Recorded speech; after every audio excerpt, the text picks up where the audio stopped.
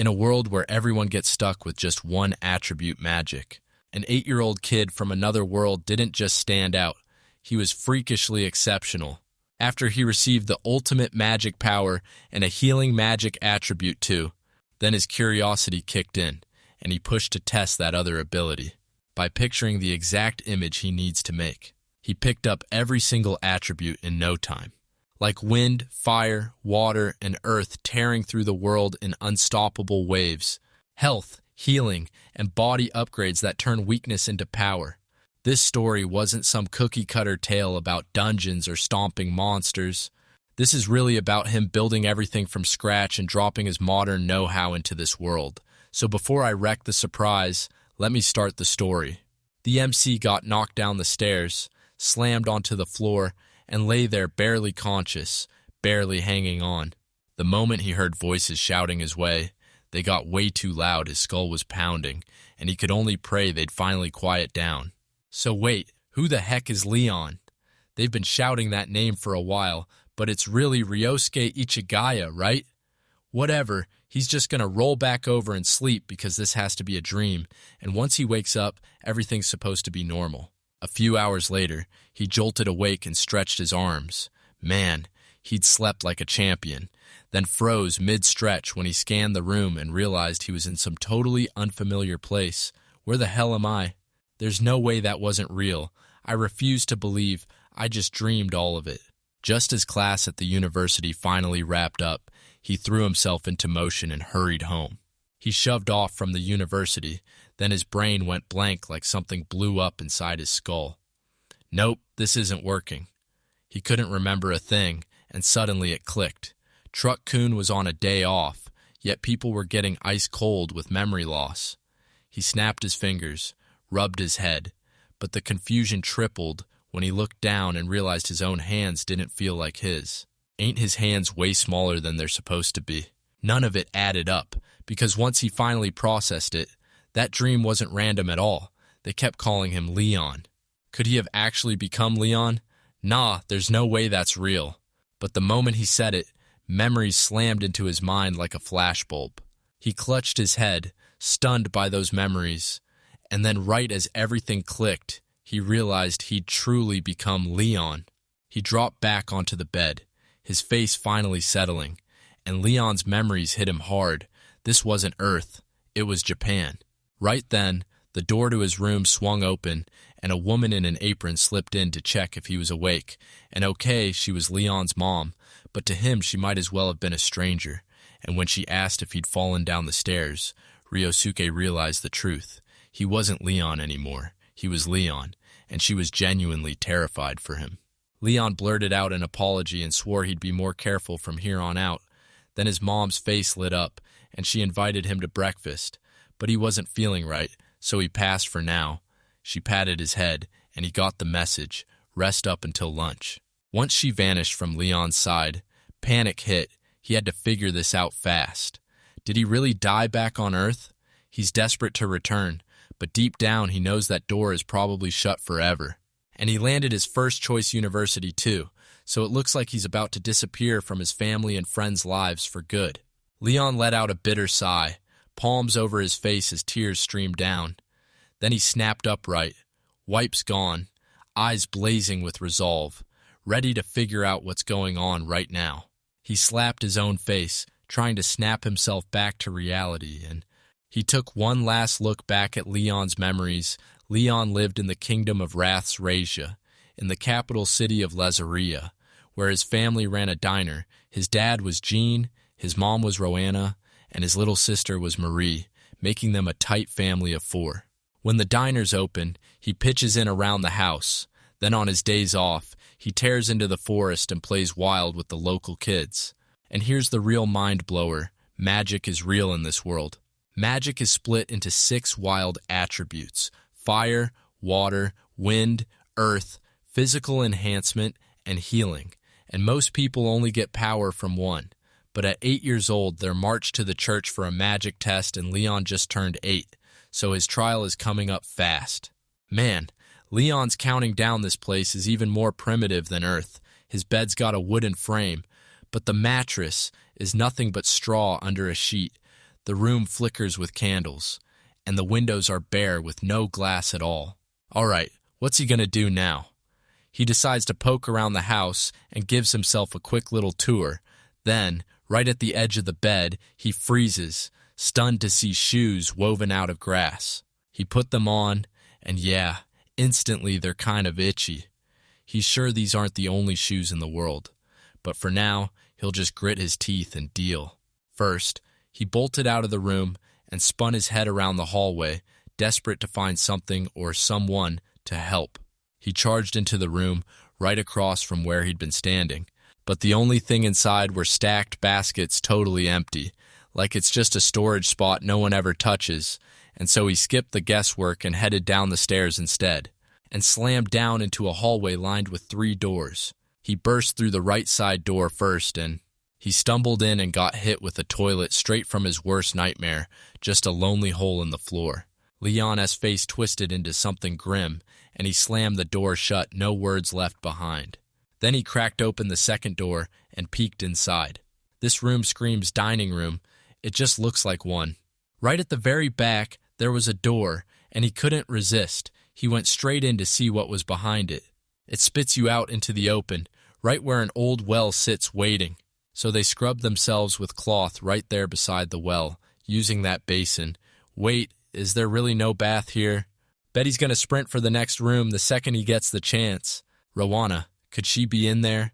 Leon shoved the door open. The door swung open to the kitchen, where his parents, Jean and Rowana, were busy cooking. Then they both spotted him, and Rowana snapped. What's wrong? Leon threw them an apology, promising he was okay now. What a relief, but right then, Rowana spun back around and shoved Jean into action, barking that they'd miss their window if he didn't move. Jean shot her a quick apology and dove straight back into prepping the food. Leon grinned as he watched his parents, then leaned in and asked Rowana about Marie, only to learn she's stuck cleaning the diner all alone. Rowana asked if Leon could help, and he immediately said yes. So Rowana called to Marie and told her Leon was coming too, and Marie erupted with joy because being by herself has been brutal. She marched up to them, checked on Leon, and snapped at him for being so damn clumsy. Leon's jaw dropped because his sister was way cuter than he could handle. He snapped back in his head, warning himself not to slip and do anything shady, and right then, Marie kept shouting at him, yanking him out of his trance. Leon snapped his gaze aside, like, what's going on? Marie leaned in and studied him, checking hard as she asked if his head still hurt. Leon told Marie, I'm good now, yanked his sleeves up, and said it was time to get to work. Then Marie narrowed her eyes at him, finally caved, and ordered him to go clean outside while she tackled the dining area. Leon nodded and agreed. He flipped through it, then bolted out the door, already breathing easy because nobody's caught on, at least not yet. The second he stepped outside, everything changed. He got slammed by the town's non-stop noise crowds moving around him, everyone busy with their own lives. He blurted out in shock, then snapped his hand over his mouth fast, because holy crap, this was incredible, and the best part, it was happening in Japan. And this isn't just a different place. It's a whole other world. So yeah, he's got to stay here from now on, right, man? Wish it had been some nicer place. Leon huffed, then slapped his own cheeks. Wake up. Nope, no point dwelling on it. He snapped to attention and started cleaning. Then bam, he collided with someone and went crashing onto the ground. The man he slammed into asked if Leon was all right and blurted out an apology for the collision. And Leon stared back at him, baffled, as he looked up. Then he shot up in a panic, like something was chasing him, and bowed to apologize, asking if he was hurt. Then he carefully lifted his gaze, and his stomach dropped as soon as he saw the man frowning, and panic surged inside him. Oh no, he shot back politely on instinct, even though he's supposed to be a kid right now. He demanded to know if he was the kid from that diner, then pressed, Where'd you learn to talk like that? Leon stammered, panicking over his next move. He fidgeted, insisting he learned it from some local, an old man, probably. Yeah, a wrinkled old guy showed him, and now he's thinking. The man frowned, turned into a grin before he ruffled his hair with a quick pat on the head. Leon finally let out a breath he'd been holding, like the world had just stopped crushing him. Frederick bumped into him, blurted another apology, and asked if Leon was really okay. Leon nodded that he was fine, then apologized right back. Frederick said his name was Frederick. Leon introduced himself too, and it was clear Frederick already knew him, because he acted like he'd heard Leon's family runs this diner. Right before he left, he swore he'd come back next time, and Leon's face lit up as he grinned. "I'll be waiting." Leon whispered his goodbye to Frederick, finally exhaled with a long sigh. Now the big question was, did he pull it off or did he get caught? Now that he finally pieced it together, he couldn't stop asking, how could he speak politely, and why did he suddenly understand every single word they said? So what's the deal with reading? He even tried to scribble his name in the dirt, and somehow he can read and write just fine. Wait, what's happening? He's not even from around here, so how is this possible? Screw it. Either way, it's handy, so I'm rolling with it. Just then, Marie peeked from the doorway and asked if he was finished cleaning, and Leon snatched the broom and started sweeping fast, grumbling that it might take a little longer. Then Marie clocked the excuse and accused him of slacking, and he shot back, claiming he was almost done, and telling her to go back inside. She still didn't buy it, but she let it go, and it snapped him back to reality. Opening time is almost here, so he needed to hurry, right now. When she slipped back inside, Leon tore into the cleaning like a man on a mission. Right as he wrapped it up, a bell boomed through the town. In this country, the church bells scream out 4 times a day, morning, noon, evening, and right when you're supposed to hit the bed, and the clang right now is the noon bell. Leon's heart nearly exploded out of his chest when Marie yanked the door open and demanded, "Are you done?" The noon bell had already screamed opening time. Leon nodded and told her, "Yeah, I'm done." Leon was seconds from slipping inside when Marie snapped back, reminding him he had to lock up the door first, so he blurted a quick sorry, admitted he'd totally forgotten, and rushed to do it her way. At last, a customer burst into their diner and asked if they were open. Marie brightened up, took his order, and then slid the steak set onto his table. Then they snapped into action and welcomed the next customer, who ordered the steak set too. Rowana burst in to announce it was ready, and Leon hauled the food out to the customer tables, and the moment they were done, he swooped in, snatched up the dirty dishes, wiped the table clean, and got it ready for the next round of customers. And just like that, the day was overdone, finished, curtains dropped. Today, Jean praised everyone for a job well done, and then they all dug in. Rowana asked if Leon was joining too, and he nodded, because after all that work, he was absolutely starving. At work, Rowana snatched up the 2 steaks that had been left from today and split them for all of them. The kids erupted in cheers, craving every bite, and she told them to wait in the living room while she started setting the table. After all that waiting, the moment finally hits time to dig in and eat. Leon was totally thrown off. People here straight up tell you, "Let's eat too," like it's normal. And sure, he didn't get it, but hey, it's convenient. So he shrugged and went with it. He sank his teeth into the steak, and right then he couldn't believe how insanely delicious it was. One bite, and the meat tasted just like those famous Japan steaks. So he practically burst with excitement to dig into the bread next. It's so brutally tough, like an ultra-hard baguette. Sure, the flavor hits, but taking a bite feels near impossible. The soup's not bad, but it's way too salty. Guess there's no dashi in it. Plus the stir-fried veggies are still pretty tasty, just kind of plain. If he doesn't expect the world, the food's still pretty great after eating. Leon thanked them, then sat back and watched his family trade laughs and stories like it was the best day ever. This life isn't exactly luxury, but he's got the kind of parents who care and a little sister who's straight up adorable. He's grinning like he just found home, ready to cherish this family and brave this brand new world, because even with all the joy, he can already feel how much he's got to tackle next. Since Rowana and Jean had to get ready for the evening, Rowana pushed the 2 to go play, and when Marie stood, she slammed that table hard. She completely blanked on the promise to head into the forest today with Nicola and Luke, and when Leon heard it, he looked stunned, so Marie snapped at him, asking if he'd really forgotten. Leon shot back, "No way I remember," and we have to get ready right now." Marie yanked Leon up the stairs, grinning, because they had to switch their shoes. "Snatch their stuff and grab everything you can before you bolt." They rushed to their friend's family shop and grilled them about Nicola and Luke. And the mom promised, "They'll be here any minute." Soon, so Marie pressed them about their uncle, Nicola and Luke's dad. "He's off snagging supplies right now, but Marie's sure he'll be back by the time they haul themselves out of the forest." Leon spun around the moment he heard strange noises crackling from inside the room, and right on cue, Nicola swung the door open. And right on his heels was his little brother, Luke. Once everything was ready, they all sprinted out to grab some fruits. As Luke strolled, he leaned over and asked Nicola if they could grab a bunch of fruit today, but she warned, "They're not ripe yet," so the hope died fast. The moment Marie heard that, her face crumpled, and Nicola hurried to reassure her that there were still some they could pick around this time.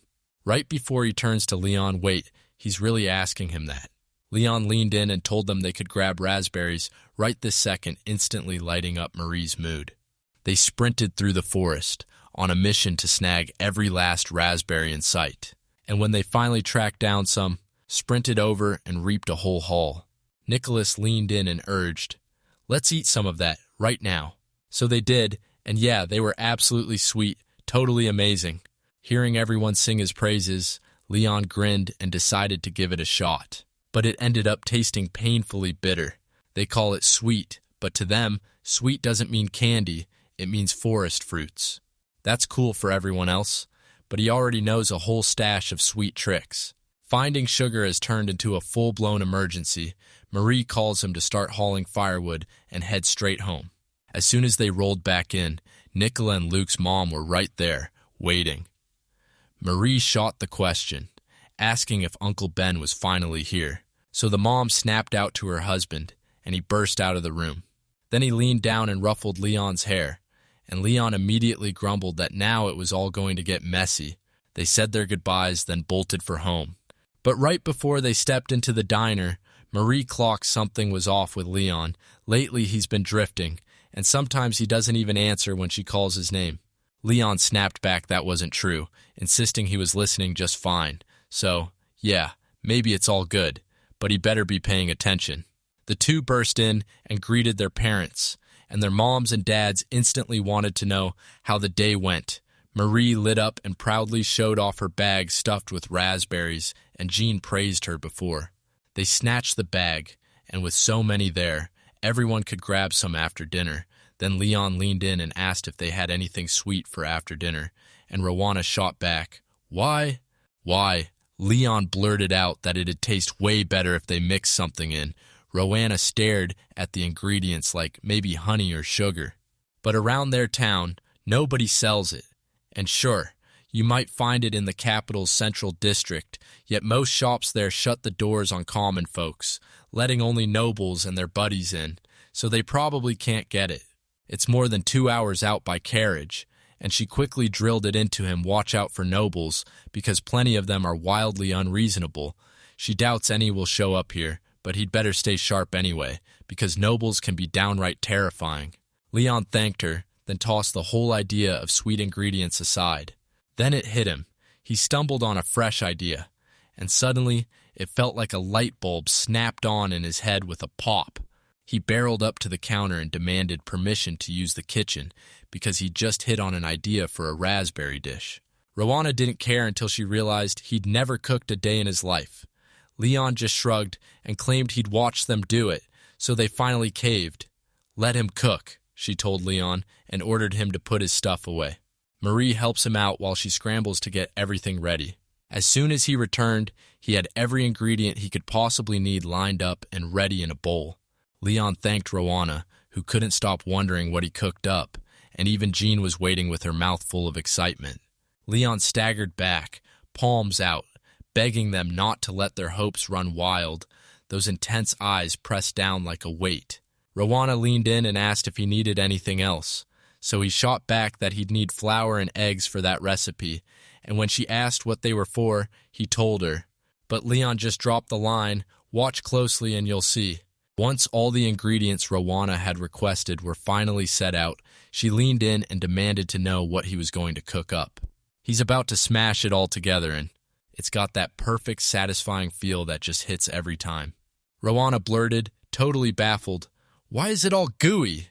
Leon hurriedly reassured her. "It's supposed to look like that, so..." But she still looked like worry was digging in her chest. So Jean pushed her to give Leon the chance. He looked fired up right in that moment, and yeah, he really was. Leon kept at it, snatching the bowl of raspberries like he meant business.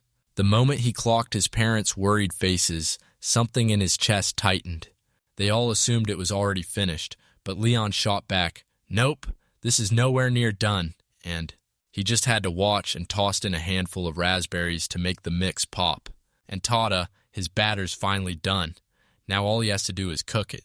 Rowana dropped into a crouch and sparked a fire with her magic. Leon stared, stunned. This place felt unreal, like he'd stepped into a whole new world. Rowana clocked his days and asked what was wrong, and then she hit him with the question, "Shouldn't he be cooking right now?" Leon shot an apology right out of the blue, and honestly, magic had him completely hooked. Rowana just laughed, then promised him, "You'll get to use it too soon as we hit the church." Before he even started cooking, Leon demanded butter. He poured it onto the pan, spread it out like a pro, and then dumped in the batter he made. If he's remembering right, he's got to flip it the moment bubbles start popping up. He lifted the pancake and flipped it up, then peeked underneath because it was already cooking up a serious golden finish. So now he has to flip it fast, but instead of doing it right, he's messing it up.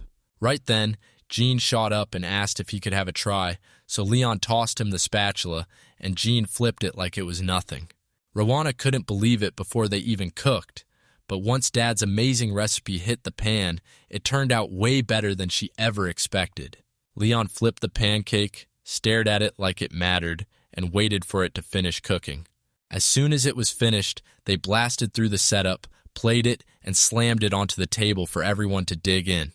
Jean praised Leon's cooking and asked where he learned to do it like this, but Leon only giggled, like it was a secret just for him. Then Rowana called for Marie so they could dive into the meal. Leon watched his family bite into the pancake, bracing for the moment they might hate it. And they loved every bite. The batter's chewy, packed with flavor, and that raspberry sweetness hit so bright, it's honestly surprising. Leon beamed, thrilled everyone was loving it, and just then, the church bell cracked through the air to tell them evening had officially arrived. It was already this late time to kick off the evening shift. After an hour, Rowana clapped them on the back for crushing it. Most folks at night just swing by for drinks and snacks, so with him and Marie working, they're done in about an hour. And they keep their dinner dates locked in just the two of them, every single time. Marie raved about the mouth-watering raspberry dish Leon made earlier, and Leon quickly corrected her. "It's a pancake."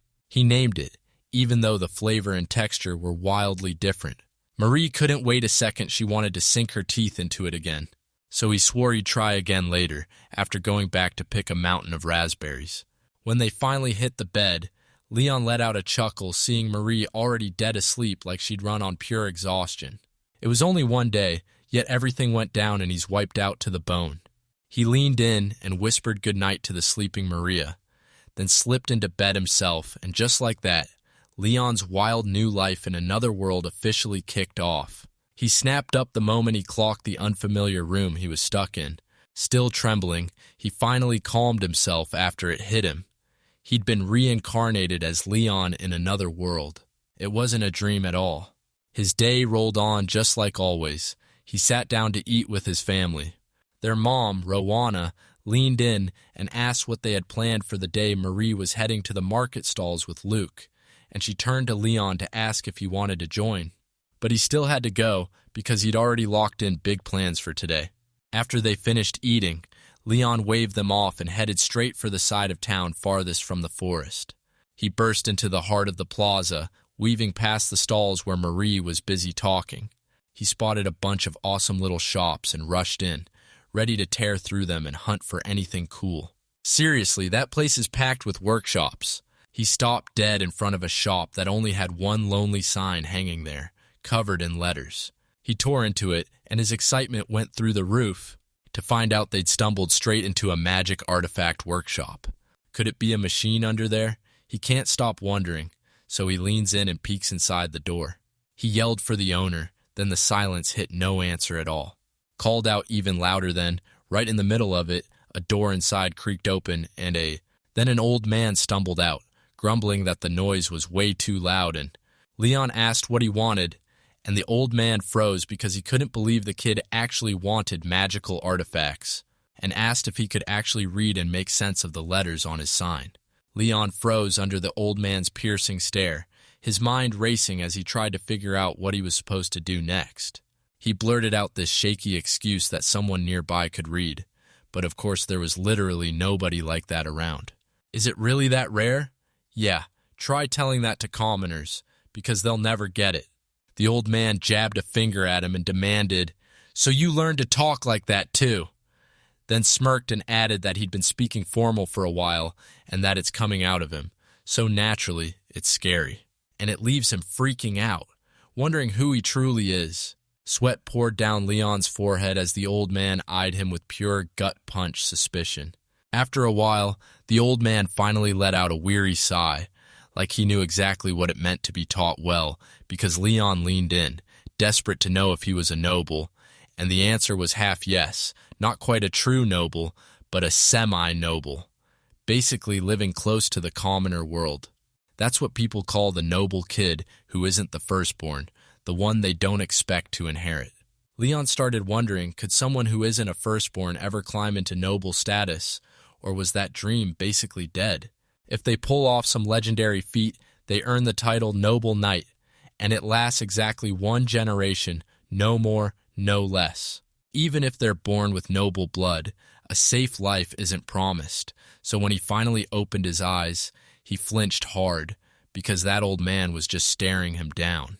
The old man burst into laughter, and even though Leon was just a kid, he somehow caught on to all that complicated stuff Leon never expected to run into someone this fascinating at his age. Still, he can't just flaunt that stuff because plenty of people out there are waiting to twist it for harm.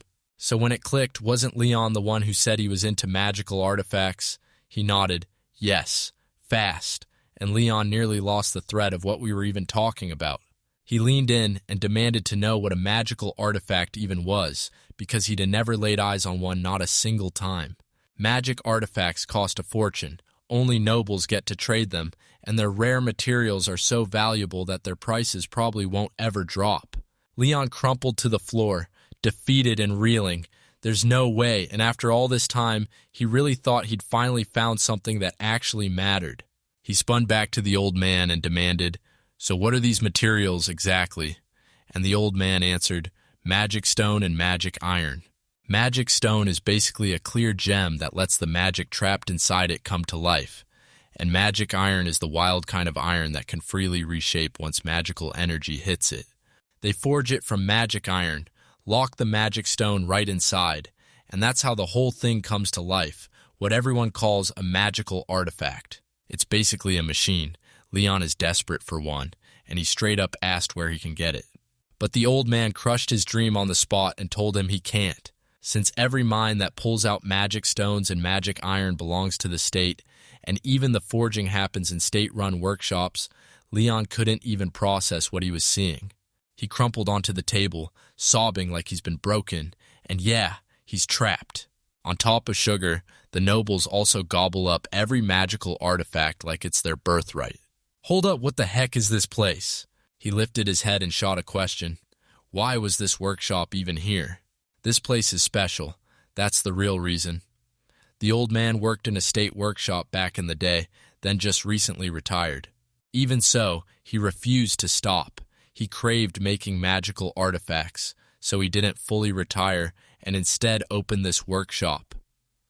Leon wondered if starting one was really that simple, and the old man snapped back that it wasn't.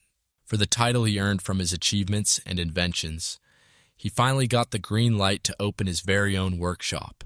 So now he spends every day crafting brand new magical artifacts, which makes this workshop feel completely one of a kind. Leon beamed, practically giddy, like coming here was pure luck. Then he leaned in and asked the old man straight up if he'd sell them to him if he had the money. Money, then? The old man snapped his head side to side, apologized, and shut it down. He said, "It's about not wasting something this valuable." But Leon won't back off.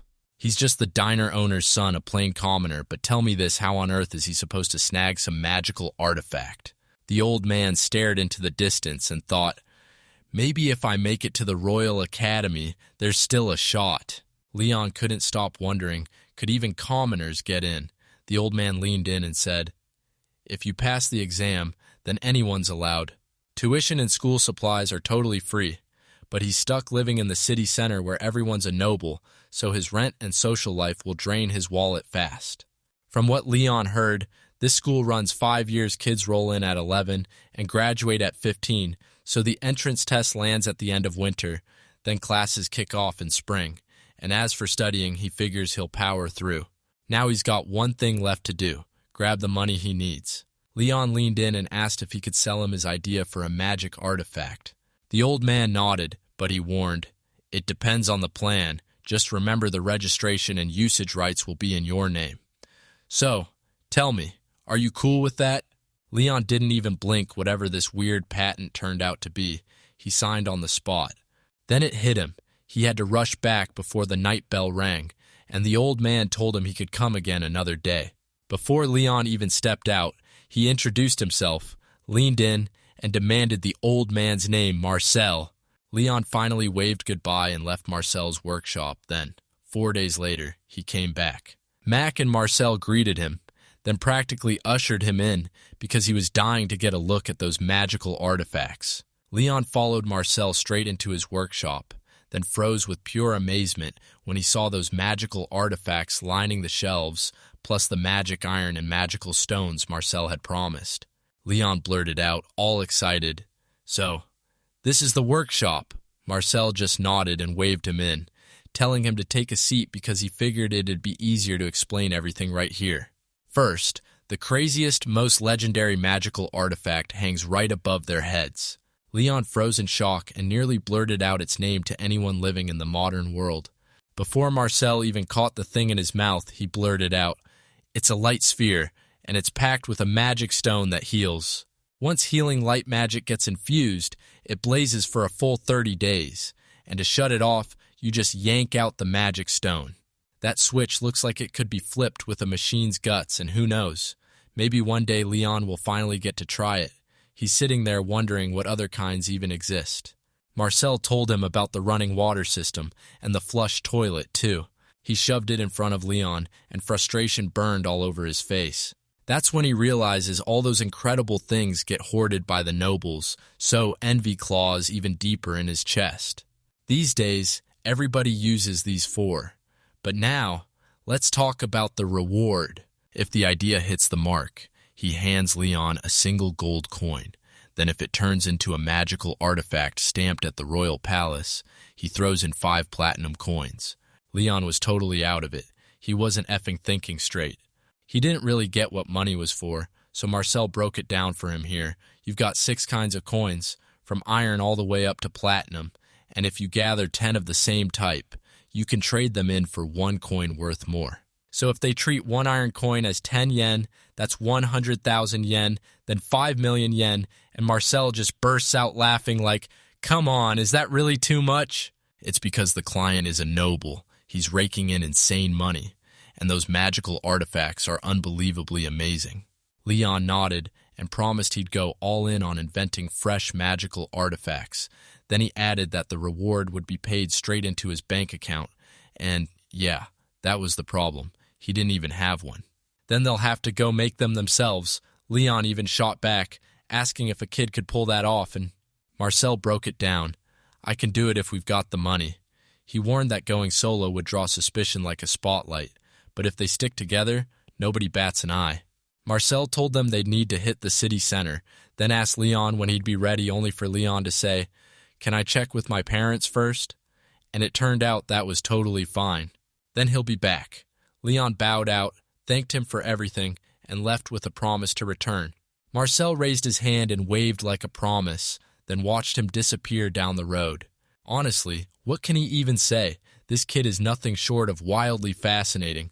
When Leon finally burst back home, he sat his parents down and declared, "I'm going to the Central District." Rowana looked like she wanted to hold him back, especially because he was heading out with a stranger who might be sketchy, yet Leon kept pushing, insisting Marcel was just an old workshop owner, and even let him drop by today. With his mom still wearing that doubtful look, he pressed her and demanded to know if he really wasn't allowed. Eventually, she gave in. He was already 8 after all, but she warned him, "If it even feels dangerous, bolt straight away to the nearest guard station or shop." Then she insisted they hit the church after lunch tomorrow, because if he can squeeze out even a tiny bit of magic, it keeps him safer. All right, Leon will warn Marcel before he heads out tomorrow, and then he'll finally get to unleash his magic. Early the next morning, Leon hurried into Marcel's shop and told him the good news: his parents finally gave him permission to head to the Central District tomorrow. Marcel lit up at the news and said, "Let's meet here first." Then Leon stormed out, then came right back. He headed back home to grab lunch. Right after they finished, Rowana shoved Leon to get ready, while she stayed behind, scrubbing the dishes like the night depended on it. Then the 4 of them hit the road together, racing toward the church. He clocked the buildings lining both sides of the church. Leon blurted to his mom, "Why are those buildings here?" Then they walked inside, and she explained that the healing center sat in the orphanage, and every church had one too. No one even bothered to greet them, just stared and demanded what they wanted. And it was Jean who stepped in, saying he wanted Leon's magical power measured.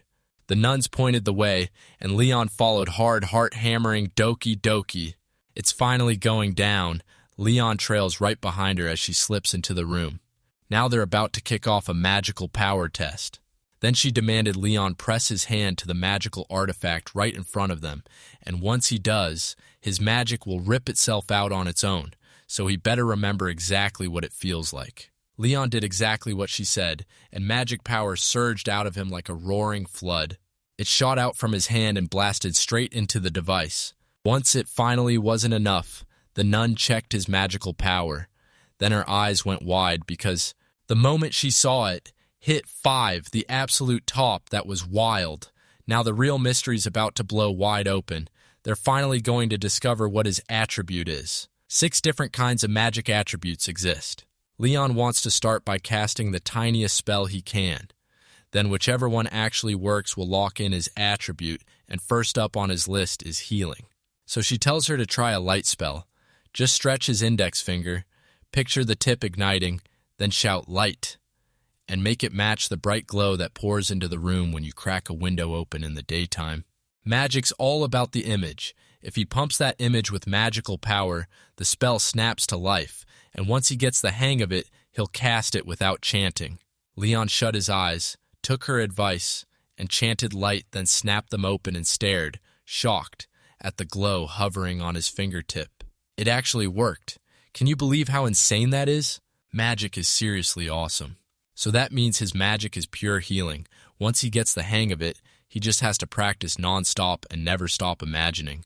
Leon learned that healing doesn't just heal, it mends wounds and purges grime clean. And he was also warned that if his magic power runs out, consciousness will drop like a trap door, so he'd better watch every spell. With magical power at level 5, Leon's betting he could even mend fractures, so he can't stop wondering if it might cure illnesses too. But she shut him down. No, it won't heal anything else. It only mends injuries. He couldn't stop wondering if he truly had no way to cure illnesses. People say magic hinges on the image and the magical power, so maybe he still could. Then he stepped out of the room, where his family was waiting outside Marie, sprinting over to throw herself into his arms. He told them his magical power is 5, and his attribute is healing. Seriously, how is that even possible? Then he'll be okay no matter what still. Rowana pulls Marie aside and warns her to stay sharp and not get hurt. And then they hauled it back home, ready to throw the biggest celebration. With everyone gone, Leon finally got a quiet moment. Then he dove into practicing his magic, pushing for results from the very first light. He stared at that light and thought, what if I resize it and crank up the brightness? Then he imagined it hard, and boom, it actually changed.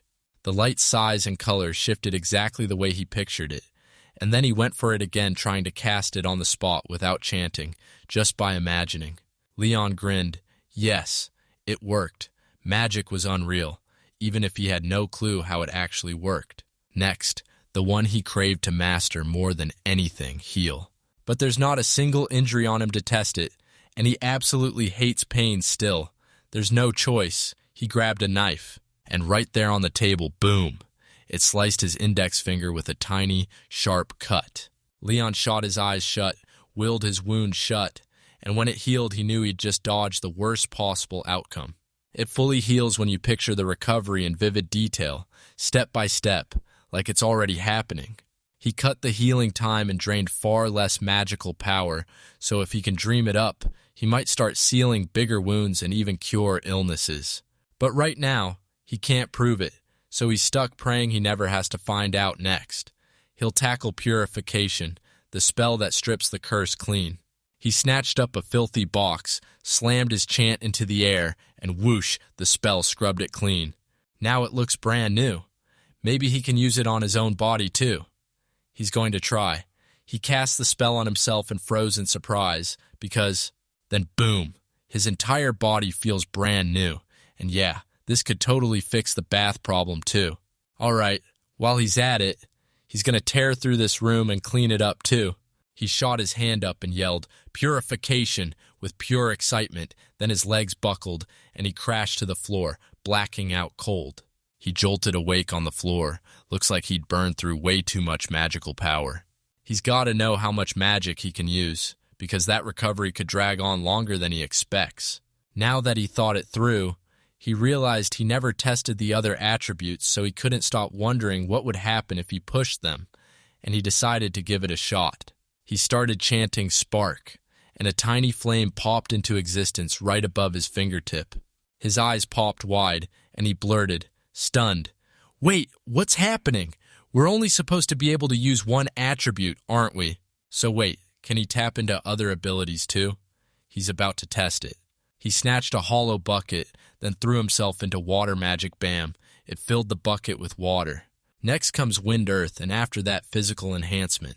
Leon froze in pure shock because now he could use all of them. Water, earth, fire, wind, then healing power, plus physical upgrades. Long ago, the 6 nations didn't just coexist, they lived like one big, peaceful family. Then the Fire Nation struck, and the whole world flipped in one violent blast. There was only one power that could stop them, the master of all 6 elements, yet, when the world needed him most, he vanished without a trace. After a full 100 years, we finally uncovered the new Avatar reborn into a brand new world called Leon. Jokes aside, there's no way he should let anyone find out because they'd snatch him up and turn him into some kind of test subject. He has to stay quiet, but tell me how much longer can he carry this alone, forever, without it crushing him? Hold up, that's it, Marcel. If it's him, he instantly feels like, yeah, I can talk to him, and it just feels right. All right. You decide you're going to try making ice, so you really think it through. Maybe it's just water that'll freeze if you give it a little push, a little spark. Ice forms the moment water molecules quit their movement, right? Then why didn't you study harder? It just looks like plain water, but trust me, he's got to spark it to life. He yanked the bucket and boom, the water instantly froze into a block of ice. Leon grinned wide at his win, already dreaming he could build a refrigerator with this. Then a shout for dinner hit, and he sprinted to clean up the mess he made before rushing back inside. Next morning, Leon jolted awake early and sprinted out to meet Marcel, because today's the day he finally heads to the Central District, and on top of that, he even has his allowance. When he finally reached Marcel's shop, the old man was nowhere to be seen outside, like he'd beaten him there by minutes. So Leon slammed his knuckles on the door and shouted his name. In just a few seconds, the door swung open. Marcel grinning and insisting he was early. He couldn't sit still, not even for a second. And since he still wasn't fully ready, he told Leon to hang on for a moment.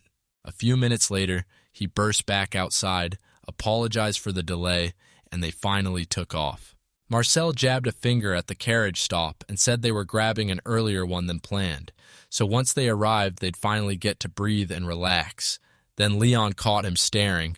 Marcel noticed and asked what was wrong, but Leon snapped, "It's nothing," and spun back to the front, because even living in the capital didn't stop him from sensing the gap between rich and poor just from the clothes. He asked the carriage fare with only a few copper coins to his name, and then froze when he heard it was just 1 copper coin. Marcel cracked up at his reaction, waved him off, and promised he'd cover everything except the account setup, while Leon started to object. But Marcel snapped in, saying he had no kids and no grandkids, so seeing Leon happy makes him grin, and if Leon wants to call it an old man's selfish wish, Marcel will take it with gratitude. Leon shot him a grateful smile, and Marcel just chuckled like he knew something yesterday locked it in for him. If it's Marcel, maybe he's the one who can actually spill the truth about his attribute. The two charged forward toward it, closing the distance fast. The carriage careened toward the central district like everything depended on it. Marcel forked over 2 copper coins for them, and Leon burst with excitement as he stepped. Inside the carriage, his first ride ever, he squeezed in beside a couple and jumped in with a friendly greeting.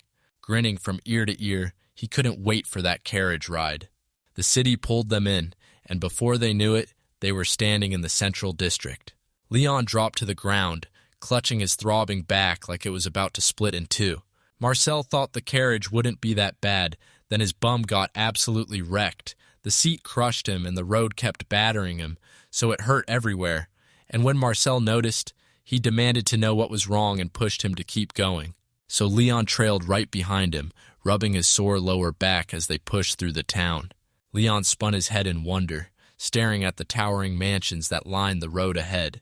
He demanded to know where the nobles' mansions were, and Marcel shot back, "Straight ahead. This is barren country, move up in rank," and their mansions creep closer and closer to the royal castle. Even among nobles, the title alone can make life feel totally different, because being noble sure isn't as easy as it sounds. Since they were racing to the bank, Leone leaned in and asked if any shared carriages were around, but Marcel shut it down. Nobles rode in their own carriages, so there weren't any to share. But wait, don't commoners use the bank too? Turns out they do, because every one of them has their own carriage. Then Marcel stepped forward and declared, "They're here." Leon snapped his gaze forward, and pure awe hit him like a wave. They stood there, stunned by the stunning beauty of the building right in front of them. They stormed in and marched right past the soldiers. He stood guard outside, eyes locked on every shadow. Once they stride up to the front desk, Marcel said they were there to set up an account for Leon, then asked straight up if they could handle it right now.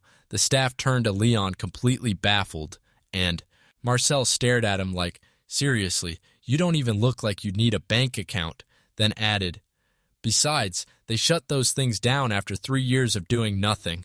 But Marcel wouldn't budge. He swore it was totally fine. The staff had no way out, but to hand them a form and have them fill it out. Leon carefully filled it out and thrust it back to the staff like, "Here yours," and they took it. Someone demanded he squeeze a little of his magic into a crystal ball and, after checking the form was right, capture his magic signature. Leon followed his instructions, and the crystal ball lit up and pulsed for a bit, then settled back to normal, proving his magic worked while the staff told them to hold on for a moment. They finally dropped onto a nearby bench, and Leon fired off questions to Marcel about the crystal ball because it can track magic, the kind used to verify someone's identity. About 100 years ago, it was uncovered in a church lost deep in the forest, and there were roughly 100 of them.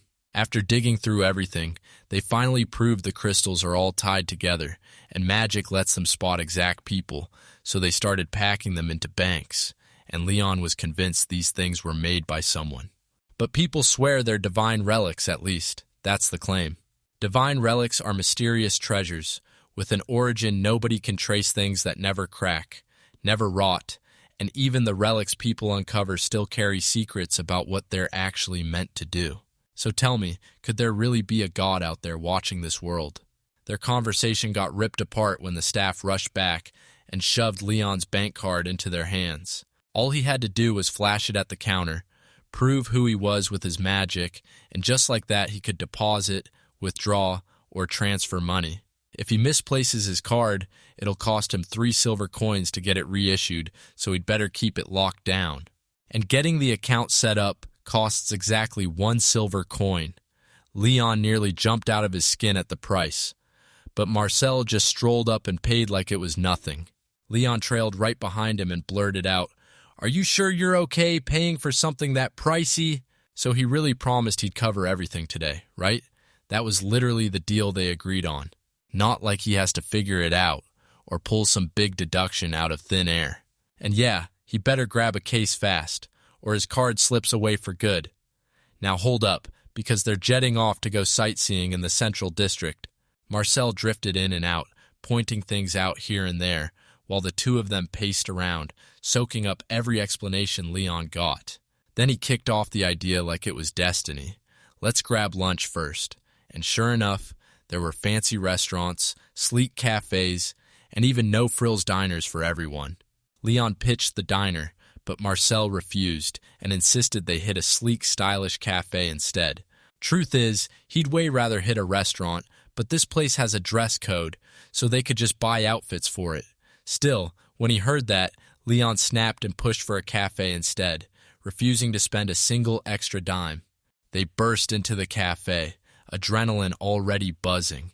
They dropped into their seats at the table the waitress guided them to. Marcel shot back a question, and Leon brushed it off, asking for a minute to scan the menu first, while she told them to flag her over when they were done ordering. There's toast in every shape regular, French toast, jam toast, and sandwiches, and then there are even more he can't name, plus a few he's never even heard of. After wrestling with his thoughts, he finally chose a sandwich and French toast. Then Marcel asked what he wanted to drink, and Leon had to scan the menu all over again, stunned that even drinks got their own menu in the Central District. They laid out black tea, green tea, and fruit juice. Then he blinked like, "Hold up, did I just see green tea?" This whole place screams, "Japanese," and it's freaking him out like, are they even sipping the same tea leaves? So what's really going on here? He can't exactly go asking around, so he forces a thought out of his head. Then he whips around to Marcel and says he wants black tea for their drinks. Marcel snagged the waitress over and barked their order right into her hands. While they're waiting on their food, Leon leans in and asks if noble cuisine is way more advanced than what commoners get. Turns out, after the war ended more than 10 years ago, it surged forward fast, and lately new cooking tricks keep popping up left and right. And now they can finally import sugar, so sweet dishes are popping up everywhere, and that means even the everyday meals are getting better too. Leon groaned through his teeth. Yeah, it's still a long way off, and then it hit him again. The nobles, showing up like they own the place, and rage and jealousy boiled because he wanted that status so badly. Before he can even start, he's got to break into the Royal Academy. Just then, their orders finally crashed in right on time. So they kicked into gear and started digging like their lives depended on it. Leon clocked the way Marcel handled the silverware, same moves, like he'd done it 100 times, even back in another world. He tore off a piece of bread that didn't feel like the tough one he'd swallowed before, then bit into it. Every bite was unreal juicy chicken, that crazy sauce, and the whole thing tasted so good it felt illegal. Next, he took a bite of the French toast and boom, it hit him like heaven sweet, rich, and totally unreal. That's the kind of sugar rush you chase. Man, he can't believe food is hitting him this hard. He's grinning over every bite, and even that tea tastes amazing because meals really matter. Marcel asked if it was good. Good. No, it was straight up amazing. Leon couldn't stop thanking him for letting him try these foods, and Marcel lit up because seeing him happy was all that mattered. Then they decided to hit the shops because they desperately needed a card holder from the leather goods place. They stepped in, and the staff greeted them right away, asking what they wanted today. Marcel, of course, was on a mission. He wanted a neck-hanging bank card holder that could stash a little money. The staff slid over a bunch of card holders they make for that exact purpose, then told Leon to grab one and pick his favorite. As soon as he got it done, Marcel forked over 5 silver coins for it, man. That thing was pricey. As they step outside, Marcel snatches Leon's attention and orders him to drop his card in it so he won't lose it. Leon does exactly that, then shoots him a quick, grateful thank you. Marcella told him it was totally fine since there was nobody else to spend on. The money just stacks up, and she even said he could have Leon start earning for her from now on. Then Marcella shook her head and promised there's no rush, so Leon only had to do his best to think of something and they should start heading back. Leon agreed, and right in the middle of their conversation, he suddenly stumbled, and just as he was about to crash into a girl, when someone lunged in front of her to block her path, and Leon crashed straight into that person. He hit the ground before he could even catch himself. Then the voice asked, "Hey, are you okay?" But when Leon finally looked up, confusion exploded on his face. "Wait, isn't that Frederick?" Frederick snapped, "I remember you from the diner." Leon immediately bowed, slamming out an apology for running into him again, and Frederick waved it off, saying this time was on him, not Leon. Just then, the girl barreled up to them like she'd been waiting for this moment, ready to take the next step. He demanded answers what was happening, and did he even know Leon? As Frederick talked, Leon couldn't stop staring because whoever she was so ridiculously cute, it felt like she'd been carved into a little porcelain doll. The girl introduced herself as Martine, apologized for knocking into him earlier, and shot him a worried look asking if he was okay. Leon leaned in and introduced himself, insisting Jim should be the one to apologize because it was his own stumble that caused all of this. Then Leon paused. Wait a second. Didn't Frederick call her Sama earlier, like right to her face? If he did, that basically screams she's royalty, doesn't it?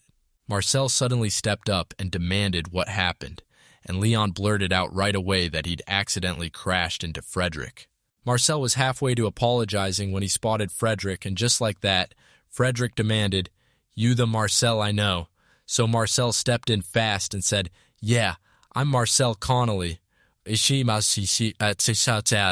Martin leaned in, whispered to Frederick, and then greeted Marcel like he had a secret burning on his tongue. She answered with a clear yes, then spun to Leon and asked him to call her something a little more casual. She shot Leon a quick look and wondered if he was really a commoner, then pressed him about why he was hanging around in the Central District. Leon nodded and told her straight up that Marcel had been showing him around. This was his first time in the Central District, and wow, it was buzzing, lively, and totally fun, with food so good it knocked him off his feet, and yeah, he was genuinely moved. Right. Martina backed him up, saying she loves wandering around town just as much as he does. Then she pressed him on what he was eating, and he grinned. French toast. And the sweet, tasty bite hit him so hard it lit up his whole mood. Martin finally gets it. She's obsessed with it too. Turns out, it wasn't random at all. She had a straight-up request she wanted to be friends with him, and somehow it all spiraled into this. But now they're stuck awkwardly sitting on the... Martine sat there, the only one grinning bright, as the whole room watched. Just a few minutes ago, she turned to Leon and begged him to be her friend. Frederick cut her off and said, "You can't just walk up to some stranger and demand they be your friend." And yeah, she got it. All I've run into are commoner kids who won't even meet her gaze until Leon. He's the only one who stares her straight in the eyes and actually talks to her, and it makes her feel insanely happy. And doesn't he even know Marcel? So why is he acting like those guys are dangerous? Frederick tried to talk it through. Martin cut him off and left him totally speechless before he could even try. When he ran out of things to say, she grinned and suggested they meet at a cafe right there and then so they could finally get to know each other. And now they're both parked together inside the cafe she picked, side by side like the moment mattered. Martine was the first one to shatter the silence, firing off the question, what exactly was going on between Leon and Marcel? Marcel runs a magical tool shop on the far edge of the Western Royal Capital, and Leon shows up to visit. She finally grabs the tool, but then she fires off more questions like, "Is your house close by?" Leon nods and tells her, "Yeah, my parents run a diner over there." There Martin would be dying to go back there some other time. Frederick yanked her back again. She'd promised she'd go no farther than the Central District, after all. Still, it didn't feel right. Why won't they let her visit her new friend's house? Leon caught Martine's face and saw the sadness hit like a wave. He figured every noble was swimming in friends, throwing those fancy tea parties like it was the usual thing, right? So what's he supposed to do when a girl looks at him like that, when all he wants is to swoop in and help? He doesn't know the whole story yet, but he told her, straight up, that she could come with zero worries, so Martine lit up, still shocked that it really might be okay. Frederick snapped that it wasn't okay at all, then spun to Leon to apologize because Martin can't just go out like that. Just by looking, it screams that the girls about Leon's age can't freely pick her friends. And he can't shake the worry, what if he could finally let her catch a break? So he pitched the idea that if she'd never even set foot in a commoner's home, Martine pushed to bring her over as a hands-on training visit, then turned to Frederick for permission, but Frederick still shot it down. But she cut him off instantly, saying her father always says it's him. You gotta know how common folk live because only by truly understanding them can good governance happen, right? Frederick couldn't find a way to shoot that down, so she seized the moment and demanded she be allowed to join this training. Finally, Frederick cracked and let her through, and he got rewarded with her heartfelt thanks. Now hold up, how did he and Leon even meet? Frederick said he ran into Leon on a trip out to the outskirts of the capital. That's what made Martin pout. And now he's been forced to roam outside the central district like it's normal, while everyone else gets the better deal. That's just unfair. She'll forgive him if he starts bringing her souvenirs from now on, Frederick agreed, clearing his throat before he spoke. Marcel spun to Leon and demanded to know why they were here in the central district, and Leon said they'd come to sightsee. So Marcel grinned and insisted that since he'd never been to the city center before, Leon should let him guide the way. Frederick brushed off his explanation like it was nothing, then pounced on the next thing. So, do you even serve bruschetta at this place? And Leon answered, they did, even though you could tell he was stunned by the sudden topic flip. Frederick demanded 2 bruschettis, and while Leon sat there with his face burning red, he couldn't shake the feeling that Frederick was completely locked onto food. Right then, Martine ordered a Chihuahua creme, and the second she caught Leon's gaze, she lit up with a sweet smile. Was she actually thinking of him right there, in that moment? It wasn't only her looks that blew people away, her personality was just as incredible. Leon couldn't stop wondering what kind of crazy dish a Chihuahua creme even was. It's Martine's go-to, because once they taste, they trade fast. He grabs a bruschetta, and she snatches the Chihuahua creme. Leona nodded along, smiling and thanking her. The food finally hit the table, right when everyone could barely breathe. Frederick leaned in and told him to try the bruschetta.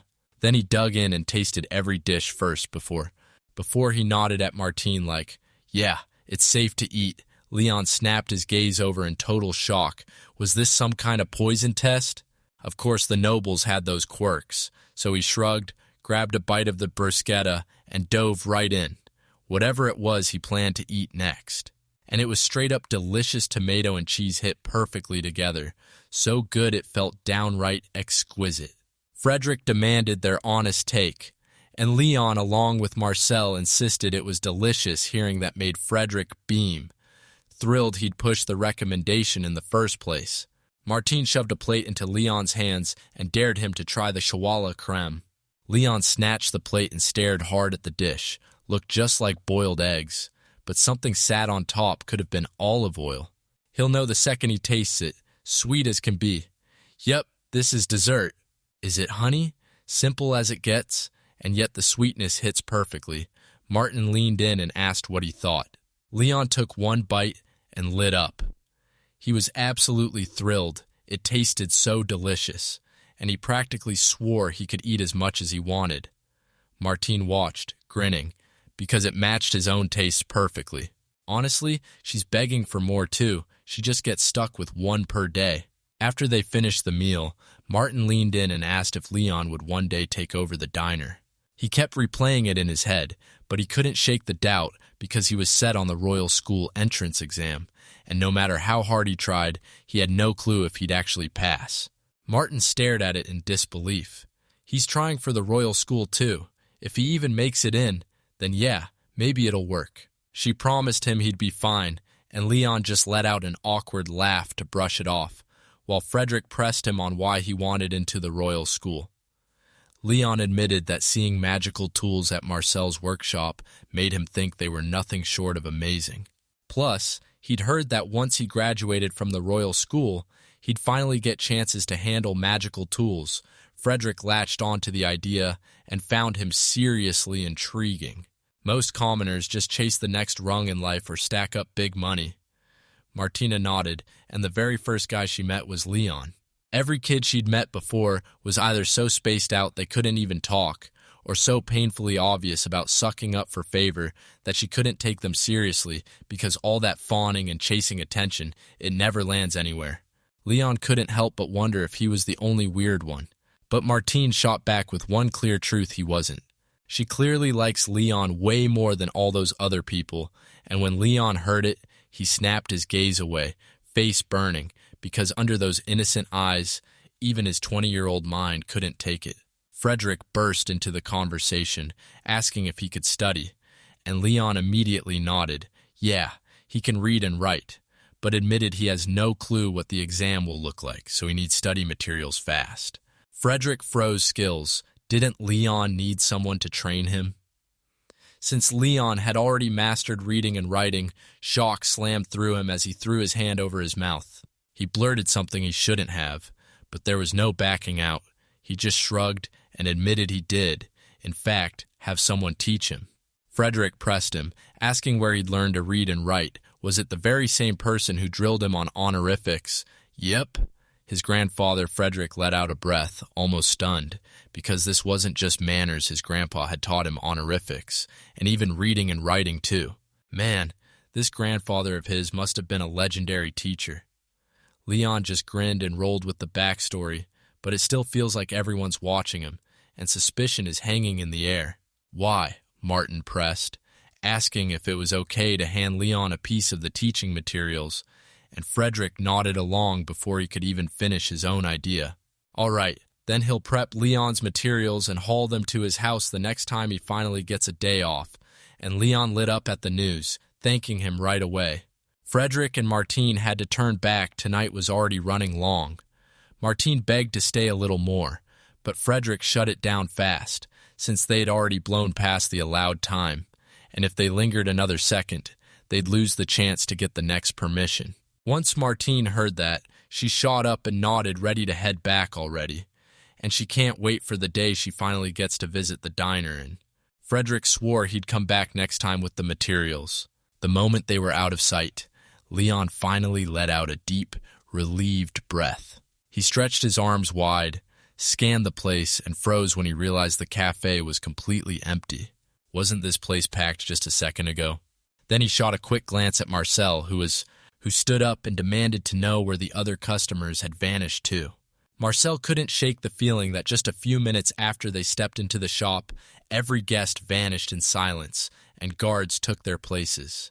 Leon figured Marcel knew those two, so he leaned in and demanded, "Who are they?" "Those two are Lady Martine Reslacia and Lord Frederick Townsend." Leon instantly caught that last name. And yeah, it's what he's thinking. Sadly, he's right. Martine is this country's very first princess. Leon's soul nearly tore free, and boom, he got reincarnated in the modern world. That wasn't just high status. She was practically royalty. Meanwhile, Frederick hails from the powerful Duke Townsend family, third son of the late Duke, and even at just 18, he's already carved out a place in the Royal Guard. People swear he's so talented that knighthood is basically inevitable, and nobles everywhere act like they can't stop talking about him. Leon's stomach dropped as panic hit. He had no idea they were that important. "Am I really going to get chewed out for being disrespectful?" he blurted. Martin even handed him some food, like, "Relax, it's okay." And that only made it worse because the real problem was this. They were coming to his diner soon. What was he supposed to do now? Marcel tried to calm him down. Looks like they've latched on to him, and Martin even flashed that quiet warning. Don't call her a princess. So what's the smart move? Just play it cool and act normal. Leon actually winces. Tears stream down his cheeks, even though he swears he can't do this. And then he blurts, "Wait, Was it even okay to tell him all this? Marcel shoots back, yes, and then tells him to quietly reveal who they really are as they leave. Anyway, they're seriously amazing, so amazing he finally gets it. They're kind, too. He'll try to shove the worry down and move on. Yeah, honestly, that's the smart call. Marcel's side, he's running on fumes today, so he's decided to head home early. But he's still relieved. Leon wasn't alone for it. Leon agreed, and he couldn't stop thanking him for showing up. 3 days later, the Central District exploded with chaos, and Leon did what he always does. He forced himself to stay busy, refusing to think about it. Still, the thought of keeping his power hidden by himself made him feel on edge, so he swallowed his nerves and headed to Marcel's workshop today. Marcel still expected Leon to finally get it, so he stared at him in his workshop and asked what brought him here today, then pushed, "Did you come up with a new magical tool?" Leon reassured himself everything would be fine, then snapped back that it was all about his attribute. So he headed off to get his mana measured, and Marcel practically grilled him. The second he got back, turns out his mana was a 5, and it was all in healing, and Marcel's face lit up because 5 is the absolute top value you can get. When you noticed Leon's face, you caught Marcel staring and he blurted, "What's wrong?" Leon rubbed the back of his head, and it hit him when he tried other attributes. He could use them all, and Marcel's eyes nearly bugged out from sheer shock. He shot up and demanded, "Was that true?" To prove Leon could pull it off, he tried every single one of them. Marcel's jaw dropped. He couldn't believe what he was seeing. He kept muttering the apostle, and Leon just couldn't figure out what he meant. "What in the world does that even mean?" he snapped, then barked to Marcel, "Hey." But he wouldn't answer at all until the moment he was almost yelling, when Marcel finally snapped to attention and acknowledged him. Marcel bowed in apology, but Leon cut him off fast. "Wait, I'm not the apostle, I'm just me." Marcel fired back that mastering every attribute made him the apostle, then Leon snapped in fast, demanding he calm down. After a little while, Marcel finally dropped back into his seat, apologized for snapping, and admitted he panicked because he honestly thought only the apostle could wield every attribute, so he got swept up. Leon fired off a question about the apostle, and Marcel leaned in to explain people say it's a God-sent person who can wield every attribute and knows basically everything. They say there's a record from hundreds of years back, and since then, nobody's ever managed to use even 2 attributes. So, yeah, someone like that really did exist. Leon stared at his own palms, whispering to himself, "Am I really the apostle?" Yes, he can tap every skill he's got, and since he's been reincarnated, he carries knowledge from before, but it's only bits and pieces, because he's never even laid eyes on a god, and he didn't even know gods were real. So if that's true, he's no apostle, and the gods didn't send him either. Marcel clocked that before the signal even finished. If the apostle came back, it could have lit a spark in everyone's faith again. Ever since the apostle showed up centuries ago, the crowd that believed in Lady Micheline has been shrinking ever since steadily, brutally, and to almost nothing. He's convinced they need to trust harder, and it looks like the god of this world is Lady Micheline, because the church literally talked about her. Leon leaned in and asked how powerful the church even is these days, but Marcel just shut him down with a shake of the head. It's basically dead, state-run, and staffed mostly by government employees. We didn't realize it at first, but yeah, that was actually a big win since the church runs like a state power in this world. It basically wipes out the whole messy religion versus politics clash. Then he blurted out an apology for crushing Marcel's expectations, and Marcel waved it off, saying it was no big deal while also apologizing for drifting off topic. Marcel couldn't stop thinking about his attributes. Why could he use them all if he wasn't the apostle? Leon had the same burning question, so he decided to go ask him for real. Until now, only the apostle has been able to master more than 2 attributes, right? Marcella nodded, agreeing. Leon was warned not to spill a single secret until he had powerful allies he could truly trust. If he doesn't keep his power locked down, foreign nations or worse, ruthless nobles will come hunting, and even his own family could get dragged into the crossfire. So until he finally unlocks the power to protect his family, he'd better keep that strength hidden. So yeah, he has to get into the royal school, claw his way into a government post, and earn the people's trust for real.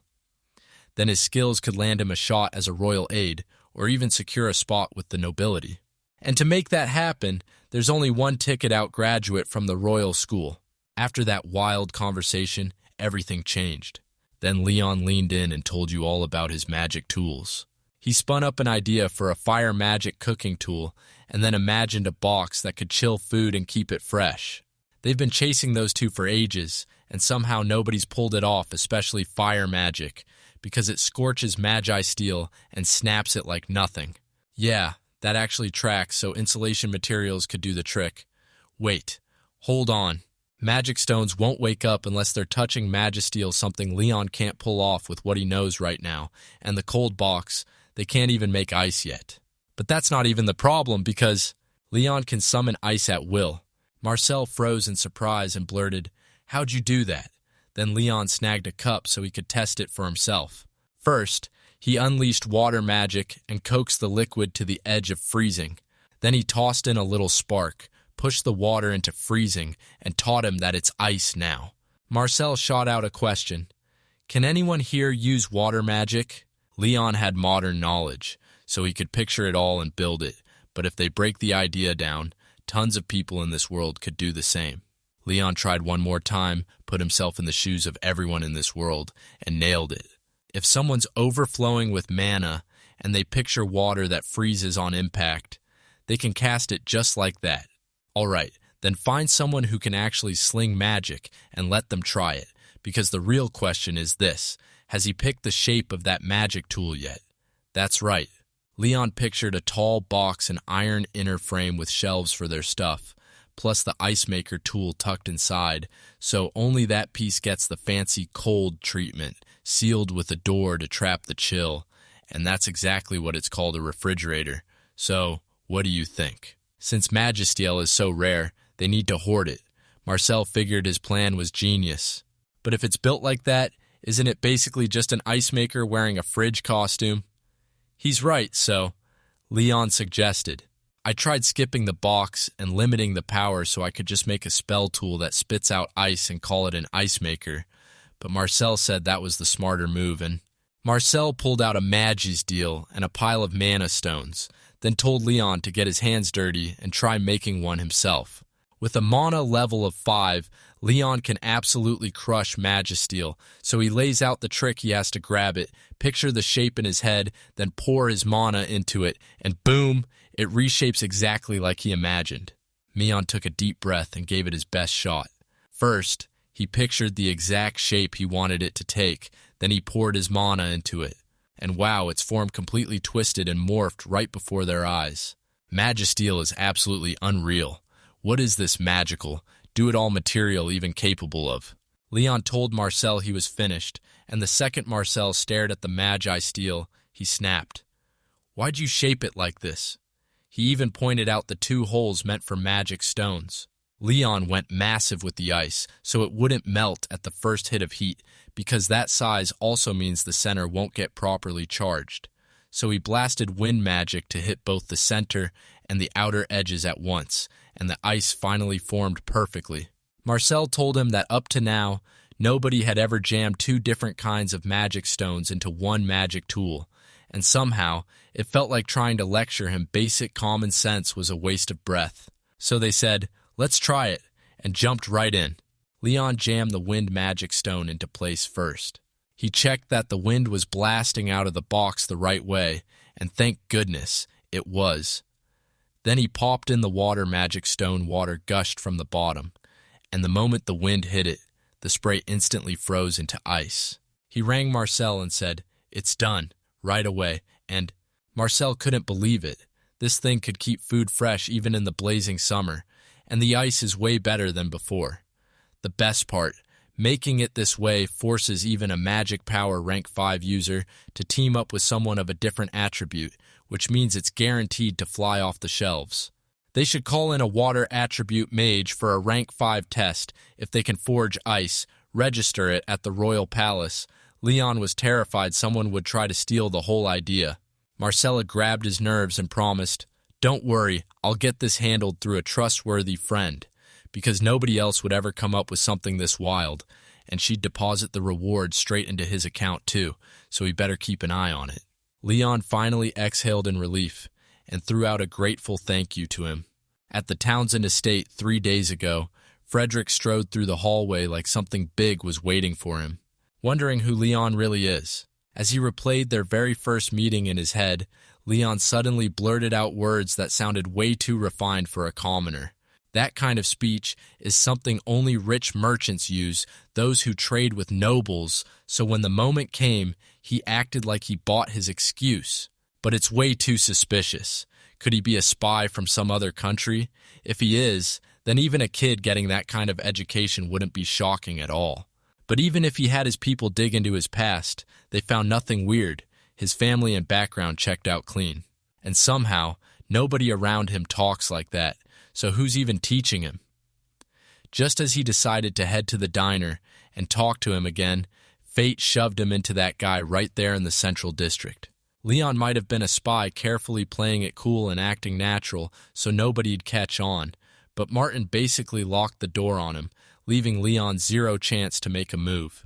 Why would she go after someone like him of all people? And somehow, the four of them ended up at a cafe together. Then Martine blurted out that she wanted to visit Leon's family diner, and in that instant, Leon's snap decision and razor-sharp reasoning weren't the kind of talent any ordinary commoner could ever pull off. But if he were a spy, his facial expressions would give him away. His thoughts would read like an open book, and even his table manners wouldn't match a nobody, because acting like a commoner would feel totally forced. A spy's supposed to blend in, right? But this guy keeps sticking out like a sore thumb without even noticing, so if he's doing it on purpose, then Frederick has no clue why. Since Leon's investigation turned up clean, he probably isn't a spy. So where on earth did he learn that slick speech, that sharp behavior, and that perfect literacy? It's a full-on mystery. But here's the truth. This guy's got real skill, and he could end up being a major asset to the ducal house down the road. Next time he delivers the materials, he'll dig deeper. Then he should really tell his father and the others, over a shared meal. Former Duke Richard Townsend, Frederick told him about Leon, and Richard snapped, asking why they hadn't stopped them.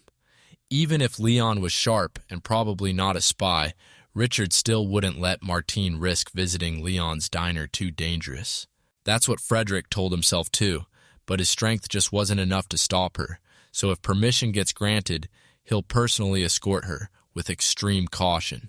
Richard sighed, there's no use crying over what's already been done, so he turned and pressed, "What about Leon?" Frederick filled him in Leon's begging to get into the Royal Academy, and then Frederick pushed the idea of commuting him from their estate so nobody would notice, especially since their eldest is starting this year too. Yeah, that could work. All right. Richard agrees, but before that, he insists on meeting the guy at least once. A few days later, Leon and his family were firing up the diner again like nothing happened, running the whole place as if it was business as usual.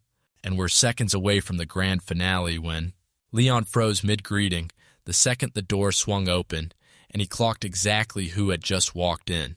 It was Frederick. He bolted over to greet him and fired off, "So what brings you here today?"